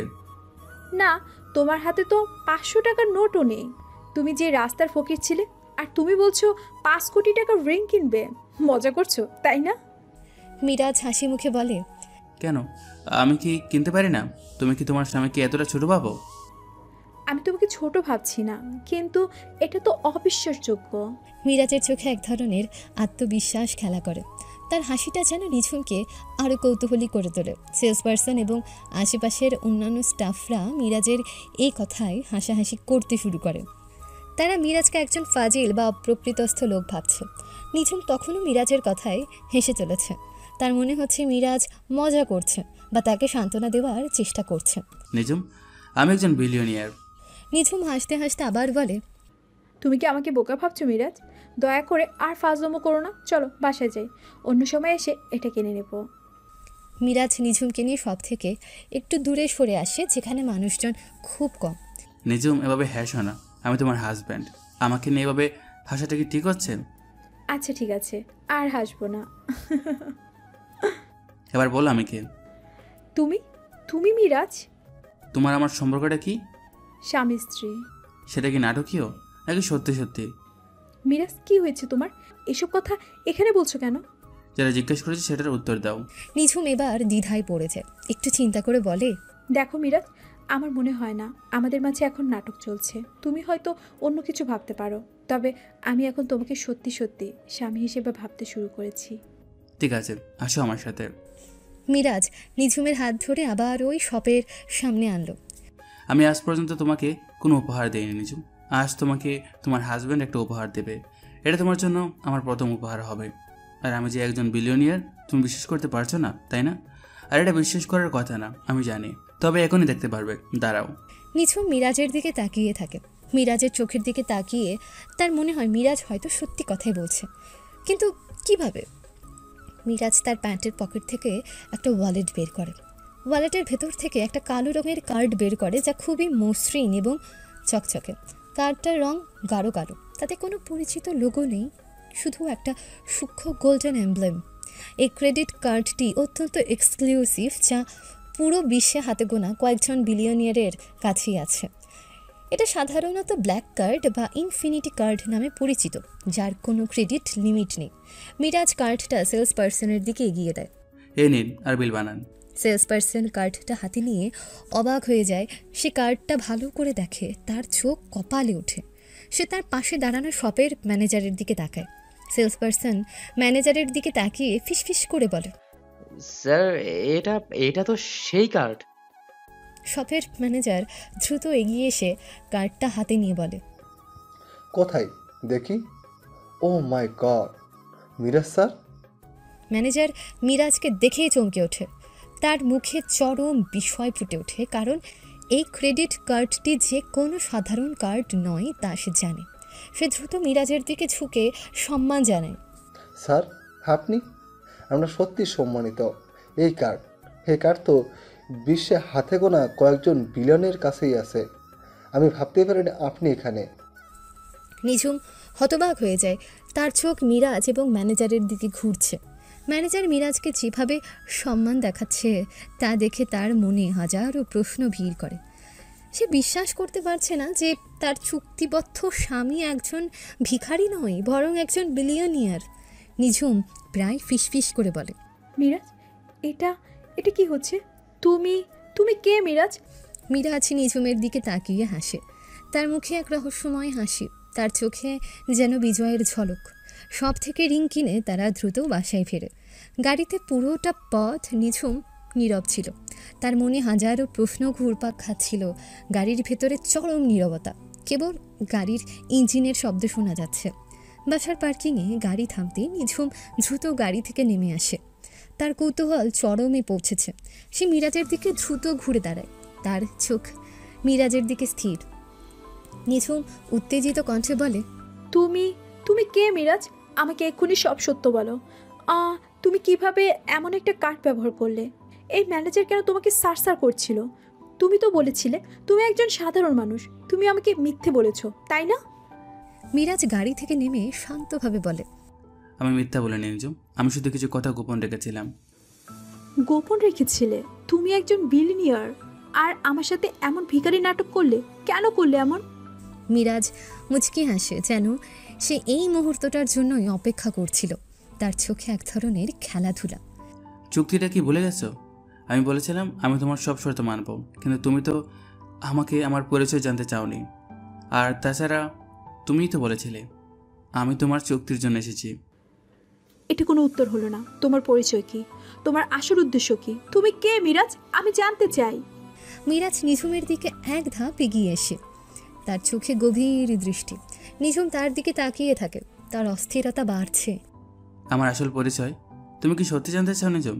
জানলে হয়তো তুমি অবাক হবে, হয়তো তোমার এই চুক্তির সম্পর্ক আরও জটিল হয়ে উঠবে। আমি জানতে চাই, এক্ষুনি জানতে চাই। তুমি কি আমাকে এতদিন ধরে বোকা বানিয়েছিলে? মিরাজ নিঝুমের দিকে গভীর দৃষ্টিতে তাকায়। তার মুখের হাসিটা আরও গভীর হয়। সে জানে এখন সময় হয়েছে তার কিছু গোপন কথা বলার।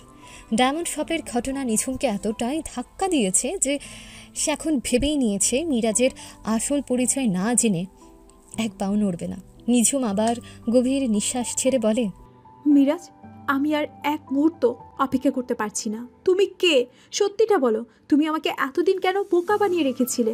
তুমি কি আমার সাথে শুধু নাটক করেছো? মিরাজ নিঝুমের হাত ধরে ধীর কণ্ঠে বলে, শান্ত হও নিজম, আমি তোমাকে সব বলবো, কিন্তু তোমাকে প্রতীক্ষা করতে হবে। তুমি ধৈর্য ধরে আমার কথা শুনবে আর আমাকে ভুল বুঝবে না। নিঝুমের চোখে জল চিকচিক করছে। আমি তোমাকে কি করে ভুল বুঝবো? আমি তো জানি তুমি কে। তুমি কি জানো আমার মনে কত প্রশ্ন ঘুরছে? তুমি একজন ভিখারি ছিলে, আর এখন তুমি এমন কিছু দেখালে যা আমি জীবনও দেখিনি। মিরাজ নিঝুমের চোখের দিকে তাকায়। তার মনে হয় এটাই সঠিক সময়, তাকে সব সত্যিটা বলতে হবে।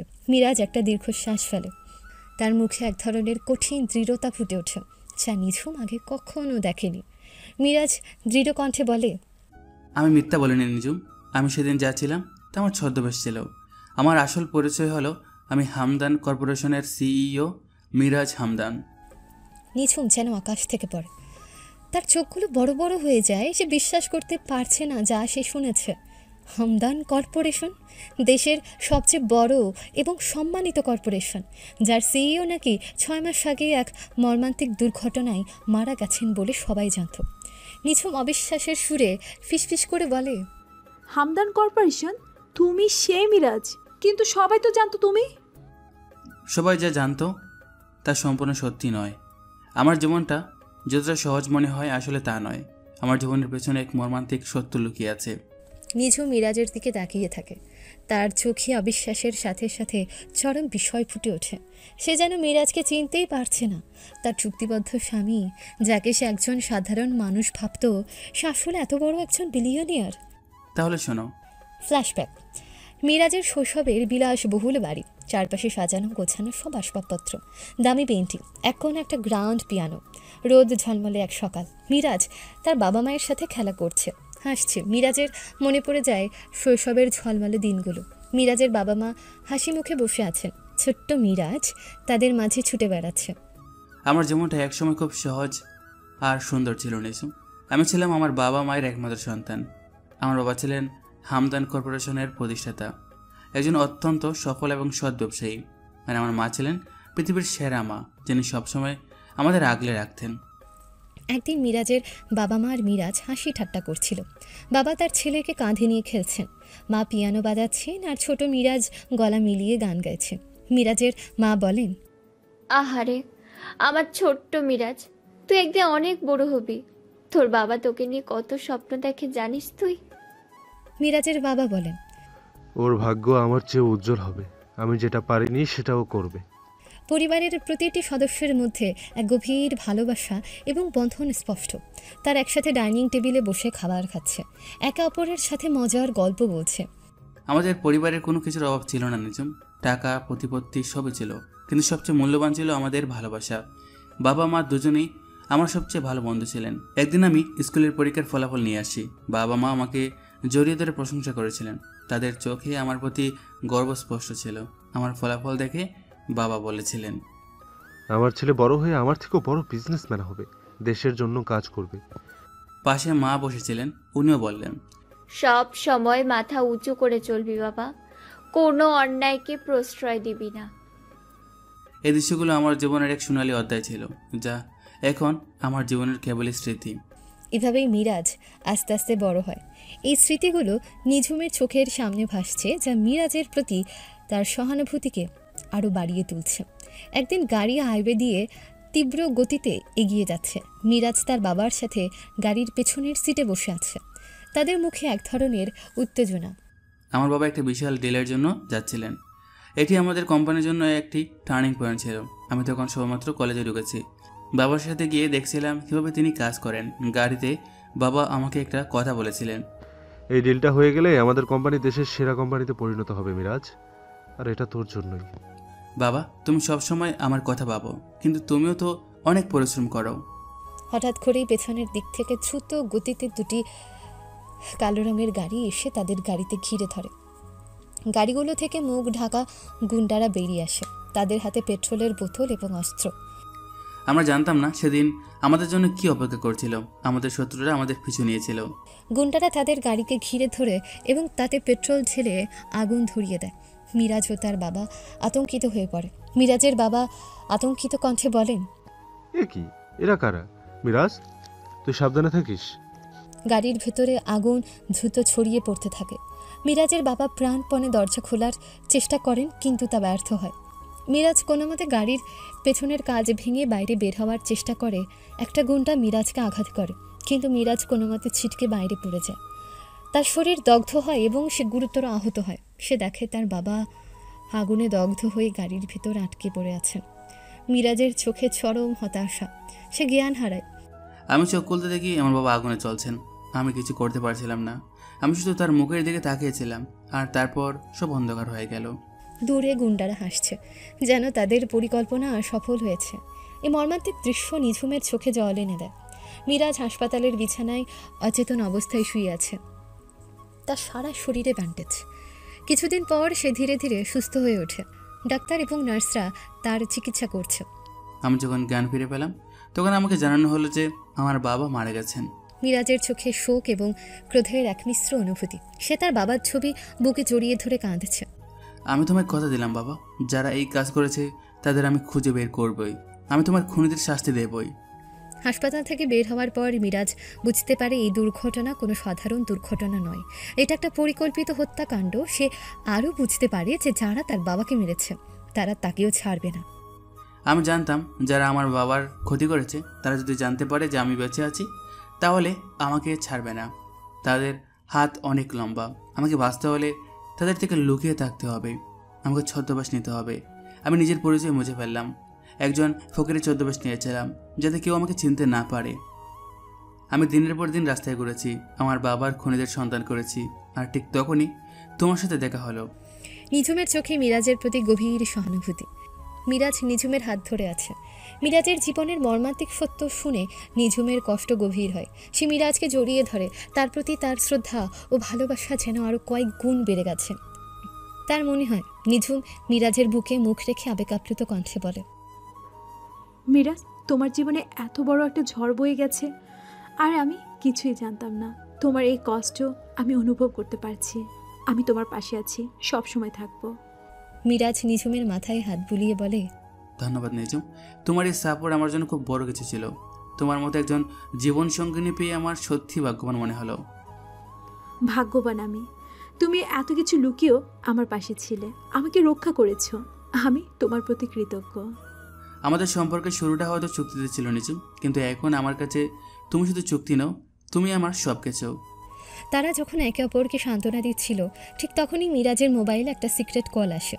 মিরাজ ফোনটা দেখে দ্রুত পকেট থেকে বের করে। তার মুখে এক ধরনের দৃঢ়তা ফুটে ওঠে, যা নিঝুমের চোখ এড়ায় না। সে বুঝে যায় এটা কোনো সাধারণ কল নয়। মিরাজ ফোনটা রিসিভ করে গম্ভীর কণ্ঠে বলে, হ্যাঁ বলো। টিম মেম্বার ফোনে উত্তেজিত কণ্ঠে বলে, বস, আমরা খবর পেয়েছি সেই হিলেন আদনান তার নতুন আস্থানায় আছে। আমরা তার লোকেশন ট্র্যাক করেছি। এটা আপনার বাবার খনির শেষ আস্তানা হতে পারে। মিরাজের চোখ জ্বলে ওঠে। প্রতিশোধের আগুন তার সারা শরীরে যেন নতুন শক্তি সঞ্চার করে। নিঝুম মিরাজের মুখের দিকে তাকিয়ে তার উত্তেজনা বুঝতে পারে। মিরাজ চোখ বন্ধ করে গভীর শ্বাস ফেলে বলে, আমি আসছি, তোমরা সব প্রস্তুতি নাও, আর কোনো ভুল যেন না হয়। এইবার সে পালাবে না। মিরাজ ফোন রেখে দ্রুত উঠে দাঁড়ায়। তার চোখে প্রতিশোধের উন্মত্ততা, তার মুখ পাথরের মতো দৃঢ়। বাবার খুনিকে হাতের মুঠোয় পাওয়ার সুযোগ সে আর হারাতে চায় না। কোথায় যাচ্ছ মিরাজ? এত রাতে কোথায় যাচ্ছ তুমি? কি হয়েছে? আমাকে যেতে হবে নিচু।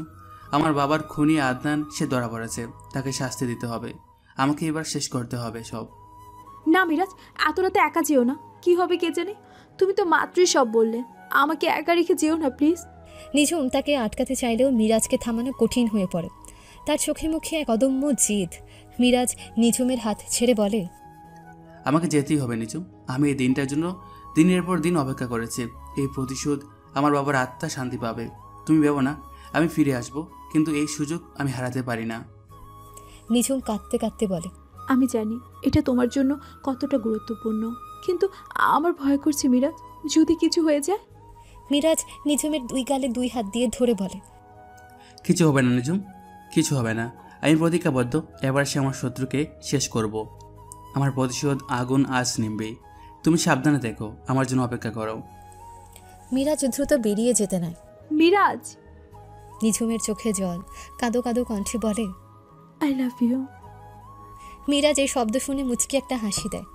আই লাভ ইউ টু নিঝুম। তুমি চিন্তা করো না, আমি ফিরে আসবো। তোমার ভালোবাসা আমাকে ফিরিয়ে আনবে। মিরাজ চলে যায়। নিঝুমের চোখে জল আর মনে ভয়। সে মিরাজের ফিরে আসার জন্য অপেক্ষা করতে থাকে। এদিকে একটা আধুনিক গোপন অফিস কক্ষ, চারদিকে হাইটেক যন্ত্রপাতি, ল্যাপটপ এবং সুরক্ষার জন্য অসংখ্য ক্যামেরা। অন্ধকার রুমের মধ্যে একজন লোকের মুখ দেখা যাচ্ছে। তার হাসিটা নিষ্ঠুর। সে আর কেউ নয়, হামদান কর্পোরেশনের প্রধান প্রতিদ্বন্দ্বী কোম্পানি শ্যাডো গ্রুপের সিইও আদনান হাসান। তার মুখে এক ধরনের অহংকার এবং নিষ্ঠুর হাসি। আদনান নিজের মনেই হেসে বলে, নওয়াব মীর হামদান ভেবেছিল সে আমাকে ঠকিয়ে পার পেয়ে যাবে, কিন্তু আদনান হাসানকে কেউ ঠকাতে পারে না। হামদান কর্পোরেশনের পতন তো কেবল শুরু ছিল। আমি পুরো মার্কেট দখল করব। মিরাজের বাবার কোম্পানি একটা নতুন প্রযুক্তি উদ্ভাবন করেছিল যা আদনানের জন্য হুমকি ছিল। নওয়াব মীর হামদান তার প্রযুক্তি দিয়ে বাজার দখল করতে যাচ্ছিল, কিন্তু আমি তাকে সে সুযোগ দিতে পারি না। এই ডিল আমার চাই, আর তার পথের কাঁটা সরাতে হবে। সে শুধু মিরাজের বাবার ডিল ছিনিয়ে নিতে চায়নি, তাকে পৃথিবী থেকে সরিয়ে দিতে চেয়েছিল। তারা যেভাবে তার ভাড়া করা গুন্ডাদের সাথে খুন করার প্ল্যানিং করেছিল। তোমরা কোনো প্রমাণ রাখবে না, কাজটা এমনভাবে করবে যেন একটা দুর্ঘটনা মনে হয়। আর নওয়াব মীর হামদানের ছেলে মিরাজ, তাকেও শেষ করে দিবে, কোনো সাক্ষী যেন না থাকে। কিন্তু মিরাজ বেঁচে গিয়েছিল যা আদনান জানত না। আদনান এখন তার অফিসের বড় চেয়ারে বসে আরাম করছে। তার মনে কোনো ভয় নেই। সে ভাবে নওয়াব মীর হামদান আর তার ছেলে দুজনেই মৃত। এগুলো সে ভাবছিল। এদিকে মিরাজ টিমের সদস্যদের সাথে ম্যাপ দেখছে। মিরাজ দ্রুত তার টিমের গোপন আস্তানায় পৌঁছায়। টিম সদস্যরা তখন থেকে সব কিছু প্রস্তুত করে রেখেছিল। একটা বড় টেবিলের উপর আদনানের গোপন আস্তানার ম্যাপ ছড়ানো আছে। মিরাজ এসে সরাসরি ম্যাপের দিকে ঝুঁকে পড়ে। মিরাজ ম্যাপের দিকে আঙুল রেখে বলে, তোমরা আদনানের লোকেশন নিশ্চিত করেছো? কোনো ভুল নেই তো? টিম মেম্বার এক বলে, বস শতভাগ নিশ্চিত। এটা তার নতুন হাইটেক আস্তানা, খুবই সুরক্ষিত। আমরা কিভাবে ঢুকবো? কোনো দুর্বল পয়েন্ট আছে? টিম মেম্বার 2 বলে, হ্যাঁ বস, আমরা ভেতরের ক্যামেরাগুলো হ্যাক করেছি। একটা ডেন্ট সিস্টেম আছে যেটা দিয়ে একজন মানুষের ভিতরে ঢুকতে পারবে। তারা ফাইনাল প্ল্যানিং করে। অস্ত্রশস্ত্র, গ্যাজেট এবং কৌশল নিয়ে আলোচনা করা হয়। প্রত্যেকের হাতে অত্যাধুনিক অস্ত্র। টিম মেম্বার 3 বলে, বস গুন্ডাদের সংখ্যায় প্রায় 20 জন, তাদের কাছে ভারী অস্ত্র আছে। ঠিক আছে, আমরা দ্রুত কাজ করব। কোনো নিরীহ মানুষের জন্য ক্ষতি না হয়। আমাদের লক্ষ্য শুধু আদনান। মিরাজ তার টিমের প্রতি নির্দেশ জারি করে। তার চোখে এক ঠান্ডা দৃঢ়তা। আমাদের মনে রাখতে হবে, এটা শুধু প্রতিশোধ নয়, এটা ন্যায় প্রতিষ্ঠা করার যুদ্ধ। আমার বাবা একজন সৎ মানুষ ছিলেন, তার সম্মান ফিরিয়ে আনতে হবে। তোমরা সবাই প্রস্তুত তো? টিম সদস্যরা একসাথে বলে, হ্যাঁ বস, আমরা প্রস্তুত। মনে রাখবে, কোনো ভুল করা যাবে না। জীবন বিপন্ন হলেও নিজেদের মিশন শেষ করতে হবে। আদনানকে জীবিত ধরা আমাদের প্রধান লক্ষ্য। আমি তাকে সবার সামনে নিয়ে আসব। অভিযানের জন্য প্রস্তুতি সম্পন্ন হয়। সবাই তাদের অস্ত্র হাতে নেয় এবং দ্রুত নীরবতার সাথে গোডাউন থেকে বেরিয়েছে। অন্ধকার রাতে তাদের ছায়াগুলো মিশে যায়, যেন এক অদৃশ্য শক্তি তাদের লক্ষ্য পূরণের দিকে এগিয়ে চলেছে। আদনানের সুরক্ষিত গোপন আস্তানা, বাইরে উঁচু দেয়াল, কাঁটাতারের বেড়া এবং অসংখ্য সিসিটিভি ক্যামেরা। চারপাশে নীরবতা, কেবল বাতাসের শব্দ শোনা যাচ্ছে। মিরাজ ও তার টিম অন্ধকারে লুকিয়ে প্রবেশ করেছে। তাদের প্রতিটি পদক্ষেপ সতর্ক, তাদের পরনে কালো পোশাক, মুখে মাস্ক। তারা দেয়াল টপকে ভেতরে প্রবেশ করে এবং প্রথমে সিসিটিভি ক্যামেরাগুলো নিষ্ক্রিয় করে দেয়। মিরাজ ওয়াকিটকিতে ফিসফিস করে বলে, টিমে তোমরা সামনের গেট দিয়ে প্রবেশ করো। টিম বি তোমরা পেছনের ব্যান্ড সিস্টেম দিয়ে যাও, আমি মেইন কন্ট্রোল রুমে যাব। তারা প্রথমে নীরবে গুন্ডাদের নিষ্ক্রিয় করে যারা গেটে পাহারা দিচ্ছিল। প্রতিটি গুন্ডাকে দ্রুত এবং নিঃশব্দে ধরাশায়ী করা হয়। টিম মেম্বার 1 ওয়াকিটকিতে বলে, বস গেট ক্লিয়ার, 2 জন ডাউন। তবে দ্রুতই তাদের উপস্থিতি টের পাওয়া যায়। একজন গুন্ডা টহল দেওয়ার সময় তাদের একজন সদস্যকে দেখে ফেলে এবং অ্যালার্ম বাজিয়ে দেয়। লাল আলো জ্বলে ওঠে, সাইরেনের শব্দে পুরো আস্তানা সজাগ হয়ে ওঠে। এক গুন্ডা জোরে চিৎকার করে, ঘুষ পেটি, অ্যালার্ম বাজাও। মিরাজ ওয়াকিটকিতে বলে, অ্যালার্ম বেজে গেছে, মিশন স্টার্ট। আর কোনো নীরবতা নয়, ফায়ার। চারদিক থেকে গুন্ডারা ছুটে আসে, বন্দুকযুদ্ধ শুরু হয়ে যায়। মিরাজ ও তার টিম অত্যন্ত ক্ষিপ্রতার সাথে পাল্টা আক্রমণ করে। প্রতিটি গুলির শব্দ, প্রতিটি চিৎকারে আস্তানার নীরবতা ভেঙে যায়। মিরাজ গুলি চালাতে চালাতে বলে, এগিয়ে চলো, আদনানকে পালাতে দেওয়া যাবে না। মিরাজের বুদ্ধিমত্তা ফুটে ওঠে। মিরাজ ও তার টিমের সাথে আদনান ও তার গুন্ডাদের ভয়াবহ সংঘর্ষ হয়। করিডোর দিয়ে ছুটে চলা, শেল্টার নেওয়া, পাল্টা গুলি চালানো, সব ধরনের অ্যাকশন চলছে। বন্দুকযুদ্ধ, হাতাহাতি, তাড়া করা, যেন এক যুদ্ধক্ষেত্র তৈরি হয়েছে। গুন্ডা লিডার তার গুন্ডাদের দিকে তাকিয়ে বলে, ওদেরকে শেষ করে দাও, আদনান সাহেবকে কেউ যেন ডিস্টার্ব করতে না পারে। মিরাজ তার তীক্ষ্ণ বুদ্ধি এবং কৌশল খাটিয়ে আদনানের ফাঁদগুলো এড়িয়ে যায়। সে জানে আদনানই আস্তানাকে সুরক্ষিত রাখার জন্য অনেক ফাঁদ পেতে রেখেছে। মিরাজ টিম মেম্বারদের দিকে তাকিয়ে বলে, সাবধানে থেকো, এখানে লেজার ট্যাপ আছে, দেওয়ালের ডান দিকে সরে যাও। টিম মেম্বাররা মিরাজের নির্দেশ মেনে চলে এবং ফাঁদ এড়িয়ে যায়। মিরাজ দ্রুত গতিতে এগিয়ে যায়, গুন্ডাদের কোণঠাসা করে তোলে। সে একাই একাধিক গুন্ডাকে কাবু করে ফেলে। তার চোখে এক অদম্য জেদ। মিরাজ একটা সুরক্ষিত ল্যাবরেটরিতে প্রবেশ করে, যেখানে কিছু গুরুত্বপূর্ণ ডেটা সার্ভার রাখা আছে। গুন্ডারা তাকে সেখানে আটকানোর চেষ্টা করে। মিরাজ ল্যাবরেটরির কম্পিউটার সিস্টেম দেখে দ্রুত টাইপ করতে করতে বলে, তাদের সিস্টেম হ্যাক করো, ওদের সব যোগাযোগ বিচ্ছিন্ন করে দাও। মিরাজের টিমের হ্যাকার সদস্যরা দূর থেকে তার নির্দেশ পালন করে। মুহূর্তের মধ্যে আদনানের সব কমিউনিকেশন সিস্টেম বন্ধ হয়ে যায়। গুন্ডারা দিশেহারা হয়ে পড়ে। গুন্ডা 1 বলে, স্যার, আমাদের ওয়াকিটকি কাজ করছে না, কোনো সিগন্যাল নেই। এদিকে আদনান অন্য রুমে ফোনে কথা বলছে। কি বলছিস? এক্ষুনি ঠিক কর, ওরা ভিতরে ঢুকে পড়েছে। মিরাজ তার বুদ্ধিমত্তা খাটিয়ে গুন্ডাদের মনোযোগ ভিন্ন দিকে ঘুরিয়ে দেয় এবং দ্রুত আদনানের মূল কক্ষের দিকে এগিয়ে যায়। সে জানে আদনান সেখানে লুকিয়ে আছে। সব গুন্ডাকে কাবু করার পর মিরাজ অবশেষে আদনানের মূল কক্ষে প্রবেশ করে। আদনান হাসান আতঙ্কিত মুখে একটা বন্দুক হাতে নিয়ে মিরাজের দিকে তাকায়। তার চোখে স্পষ্ট ভয়, কারণ সে মিরাজকে মৃত ভেবেছিল। আদনান কাপা কণ্ঠে বলে, মিরাজ, তুমি কিভাবে বেঁচে আছো? এটা অসম্ভব। মিরাজ ধীর পায়ে এগিয়ে আসে, তার চোখে জ্বলন্ত প্রতিশোধ। আমি বেঁচে আছি আদনান, তোমার পাপের শাস্তি দেওয়ার জন্য আমি ফিরে এসেছি। তুমি আমার বাবাকে মেরেছো, আমার পরিবারকে ধ্বংস করেছো, আজ তোমার শেষ দিন।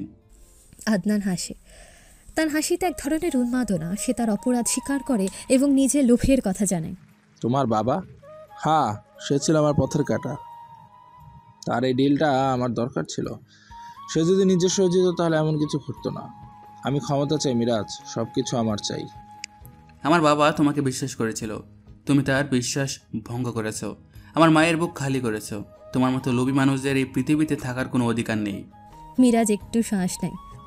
আমার বাবার স্বপ্ন ছিল, আমার মায়ের ভালোবাসা ছিল, তুমি সব কেড়ে নিয়েছো। আমি তোমাকে আজ শেষ করবই।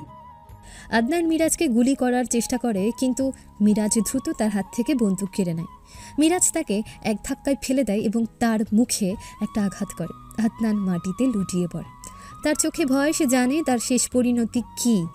মিরাজ আদনানের শার্টের কলার ধরে বলে, আজ থেকে হামদান কর্পোরেশন আবার মাথা উঁচু করে দাঁড়াবে, আর তোর মতো কুৎসিত মানুষদের এই পৃথিবীতে কোনো জায়গা হবে না। তোর সব অপকর্মের জন্য তোকে শাস্তি পেতে হবে। মিরাজ আদনানকে ধরে ফেলে। তার মুখে এক কঠিন প্রতিজ্ঞা, ভিলেনের পতন ঘটে। মিরাজের প্রতিশোধের প্রথম ধাপ সম্পন্ন হয়। মিরাজ তার টিমের সাথে দাঁড়িয়ে আছে। মারামারি গুলি শেষ হওয়ার পর মিরাজ ও তার টিম আদনানের সামনে দাঁড়িয়ে আছে। আদনানকে তারা বেঁধে রেখেছে। চারপাশে নীরবতা নেমে এসেছে। টিম মেম্বার এক বলে, বস, আমরা আদনানকে ধরে ফেলেছি, সব গুন্ডারাও ধরাশায়ী। এখন কি করব? মিরাজ আদনানের দিকে তাকিয়ে বলে, পুলিশকে খবর দাও আর সব প্রমাণ সংগ্রহ করো। আদনানের সব অপকর্ম সবার সামনে আসা উচিত। পুলিশ এসে ঘটনার তদন্ত ভার গ্রহণ করে। মিরাজ ও তার টিমের সদস্যরা পুলিশের কাছে সব তথ্য দেয়। মিরাজের মুখে প্রতিশোধ সম্পন্ন হওয়ার এক মিশ্র অনুভূতি, শান্তি এবং বিষাদ। তার বাবার মৃত্যুর প্রতিশোধ নেওয়া হয়েছে, কিন্তু বাবার চলে যাওয়ার শূন্যতা আজও তাকে তাড়া করে। মিরাজ আকাশের দিকে তাকিয়ে ফিসফিস করে বলে, বাবা, তোমার প্রতিশোধ নেওয়া হয়েছে, তুমি এখন শান্তিতে ঘুমাও। আদনানের এমন অবস্থা করব যেন সে জেলের মধ্যে পচে পচে মরে। আমি ইচ্ছে করলে নিজ হাতে তাকে খুন করতে পারতাম বাবা, কিন্তু আমি সেই কাজ করব না, কারণ আমি তোমার ছেলে। তুমি আমার হাত ধরে অনেক কিছু শিখিয়েছো, কিন্তু কোনোদিনও খুন করতে শেখাওনি। তার চোখ দিয়ে এক ফোঁটা জল গড়িয়ে পড়ে। তার মুখে দেখা যায় এক ধরনের স্বস্তি, যেন দীর্ঘদিনের বোঝা নেমে গেছে। কিন্তু একই সাথে প্রিয়জনকে হারানোর বেদনাও স্পষ্ট। মিরাজ এখন তার নতুন জীবনের দিকে এগিয়ে যেতে প্রস্তুত। সকালে নিঝুমের উদ্বিগ্ন মুখ, তার চোখ বারবার গেটের দিকে যাচ্ছে। সারা রাত নির্ঘুম কেটেছে নিঝুমের। মিরাজের চলে যাওয়ার পর থেকে তার মনে এক অস্থিরতা কাজ করছিল। সে বারবার জানালার কাছে গিয়ে বাইরের দিকে তাকাচ্ছিল, মিরাজের ফিরে আসার অপেক্ষায়। ভোরের আলো ফুটতেই সে গেটের কাছে চলে আসে। তার মুখে উৎকণ্ঠা স্পষ্ট, তার চোখে ভয়, মিরাজকে হারানোর ভয়। হঠাৎ করে নিঝুম দেখে দূরে একটা গাড়ি তার বাড়ির দিকে আসছে। গাড়িটা যত কাছে আসে নিঝুমের বুকের ধরফুরানি তত বাড়ে। অবশেষে গাড়িটি তার গেটের সামনে এসে থামে। গাড়ি থেকে নেমে আসে মিরাজ। তার মুখে ক্লান্তির ছাপ থাকলেও তার চোখে এক ধরনের স্বস্তি দেখা যায়। মিরাজকে দেখে নিঝুম দ্রুত তার দিকে ছুটে যায়। তার চোখ জলে ভরে ওঠে।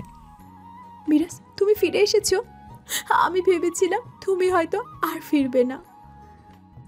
নিঝুম মিরাজকে শক্ত করে জড়িয়ে ধরে, তার মাথা মিরাজের কাঁধে রাখে। তার আনন্দাশ্রু মিরাজের শার্ট ভিজিয়ে দেয়। মিরাজও নিঝুমকে জড়িয়ে ধরে, তার মনেও এক গভীর শান্তি। মিরাজ নিঝুমকে জড়িয়ে ধরে তার মাথায় চুমু খেয়ে বলে, আমি তোমাকে বলেছিলাম আমি ফিরে আসবো। আমি তোমাকে একা ফেলে কোথাও যাব না নিঝুম। নিঝুম মিরাজকে ছেড়ে তার মুখ ধরে। আমার কত ভয় লাগছিল, তুমি জানো না। মনে হচ্ছিল যেন সব কিছু হারিয়ে ফেলবো। আমি জানি, কিন্তু এখন সব ঠিক আছে। আদান ধরা পড়েছে, আমার বাবার প্রতিশোধ সম্পন্ন হয়েছে। তারা একে অপরকে হারানোর ভয় অনুভব করে, যা তাদের বন্ধনকে আরও মজবুত করে তোলে। আমার এখন মনে হচ্ছে তুমি আমার জীবনের সবচেয়ে গুরুত্বপূর্ণ উপহার। তোমাকে ছাড়া আমি আর বাঁচতে পারবো না মিরাজ। আমারও তাই মনে হয় নিঝুম, তুমি আমার জীবনে আসা এক আশীর্বাদ। আমার সব কষ্ট দূর করে দিয়েছো তুমি। তারা একে অপরের হাতে হাত রেখে বাড়ির ভেতর প্রবেশ করে, তাদের চোখে নতুন আশার আলো। পরের দিন সকালে মিরাজ নিঝুমকে তার পৈতৃক বাড়িতে নিয়ে আসে। এই বাড়িটা এতদিন নীরব ছিল, কিন্তু আজ যেন এক নতুন প্রাণ ফিরে পেয়েছে। পরিচারকরা বাড়ির সবকিছু প্রস্তুত করে রেখেছে। মিরাজের মা প্রবেশপথে তাদের জন্য অপেক্ষা করছিলেন, তার মুখে এক উজ্জ্বল হাসি। মিরাজ নিঝুমের দিকে তাকিয়ে বলে, এইটা আমার বাড়ি নিঝুম, এখন থেকে তোমারও বাড়ি। নিঝুম মুগ্ধ হয়ে বলে, কি সুন্দর বাড়ি, মনে হচ্ছে যেন কোনো প্রাসাদে এসেছি। মিরাজ তার মাকে জড়িয়ে ধরে। তার মা নিঝুমকে দেখে আবেগাপ্লুত হয়ে পড়েন। তিনি নিঝুমের হাত ধরে তাকে আশীর্বাদ করেন। মিরাজের মা নিঝুমের হাত ধরে চোখে জল নিয়ে বলেন, মা, তুমিই তো আমার মিরাজকে ফিরিয়ে এনেছো। তুমিই আমার ঘরের লক্ষ্মী। তোমার মতো বৌমা পেয়ে আমি সত্যিই ধন্য। দোয়া করুন মা, আমি চেষ্টা করব আপনাদের খুশি রাখতে। তোমার আর মিরাজের জুড়ি মেলা ভার। তোমরা একে অপরের জন্য তৈরি হয়েছো। মিরাজ তার মায়ের দিকে তাকিয়ে হাসে, তার মুখে এক ধরনের শান্তি।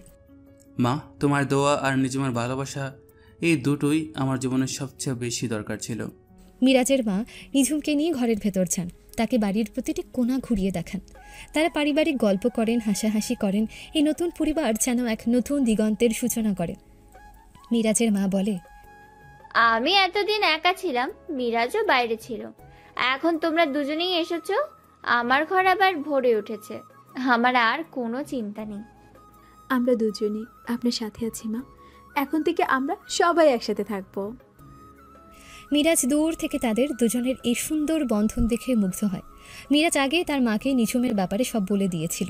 তার জীবনে যে শূন্যতা ছিল তা আজ ভালোবাসার উষ্ণতায় পূর্ণ। মিরাজ ও নিঝুম সমুদ্র সৈকতে একে অপরের হাতে হাত রেখে সূর্যাস্তের দিকে তাকিয়ে থাকে। তাদের জীবনের সব বাধা পেরিয়ে তারা এখন এক নতুন দিগন্তে দাঁড়িয়েছে। আদনান তার কৃতকর্মের জন্য শাস্তি পেয়েছে, হামদান কর্পোরেশন আবার তার গৌরব ফিরে পেয়েছে। দেখো মিরাজ, এই সূর্যটা ডুবে যাচ্ছে, কিন্তু কাল আবার নতুন করে উঠবে, নতুন আলো নিয়ে। মিরাজ নিঝুমের হাতটা আরও শক্ত করে ধরে। ঠিক বলেছে নিঝুম, আমাদের জীবন তো এমন, সব অন্ধকার পেরিয়ে এখন নতুন আলো এসেছে, আমাদের নতুন জীবন। তাদের চোখে নতুন জীবনের স্বপ্ন। তাদের ভালোবাসা এখন এক চিরস্থায়ী বন্ধনে আবদ্ধ, যা কোনো শর্ত বা পরিস্থিতির উপর নির্ভরশীল নয়। আমার কখনো মনে হয়নি আমি এত সুখী হতে পারবো। তুমি আমার জীবনে এসে সব কিছু বদলে দিয়েছো মিরাজ। আমার প্রতিটি শ্বাস তোমার জন্য, আর আমার প্রতিটি স্বপ্ন তোমার সাথে নিঝুম। তুমি না থাকলে আমার প্রতিশোধ অসম্পূর্ণ থাকতো, আমার জীবনও শূন্য থাকতো। আমি জানি। আর এখন আমাদের আর কোনো লুকোছাপা নেই। আমরা স্বাধীন মিরাজ, আমরা মুক্ত। মিরাজ নিঝুমকে তার দিকে ঘুরিয়ে নেয়। তাদের চোখ একে অপরের দিকে স্থির হয়। তাদের ভালোবাসার গভীরতা তাদের চোখের গভীর স্পষ্ট। মিরাজ নিঝুমের কপালে আলতো করে একটা চুমু খায়, তারপর তার ঠোঁটে মিষ্টি চুম্বন দেয়। তারা একে অপরের উষ্ণতায় মিশে যায়, যেন দুটি আত্মা এক হয়ে গেছে। মিরাজ ফিসফিস করে বলে, আই লাভ ইউ নিঝুম। নিঝুম মিরাজের চোখে হাত রেখে হাসি মুখে বলে, I love you too Miraj, সব সময়। তারা একে অপরের আলিঙ্গনে আবদ্ধ হয়। সূর্যাস্তের ক্ষমতা আলো তাদের উপর এসে পড়ে। তাদের ভালোবাসা এখন চিরস্থায়ী বন্ধনে আবদ্ধ, যা তাদের সুখী ভবিষ্যৎ জীবনের ইঙ্গিত দেয়। সমুদ্রের ঢেউগুলো যেন তাদের ভালোবাসার সাক্ষী হয়ে আছড়ে পড়ছে।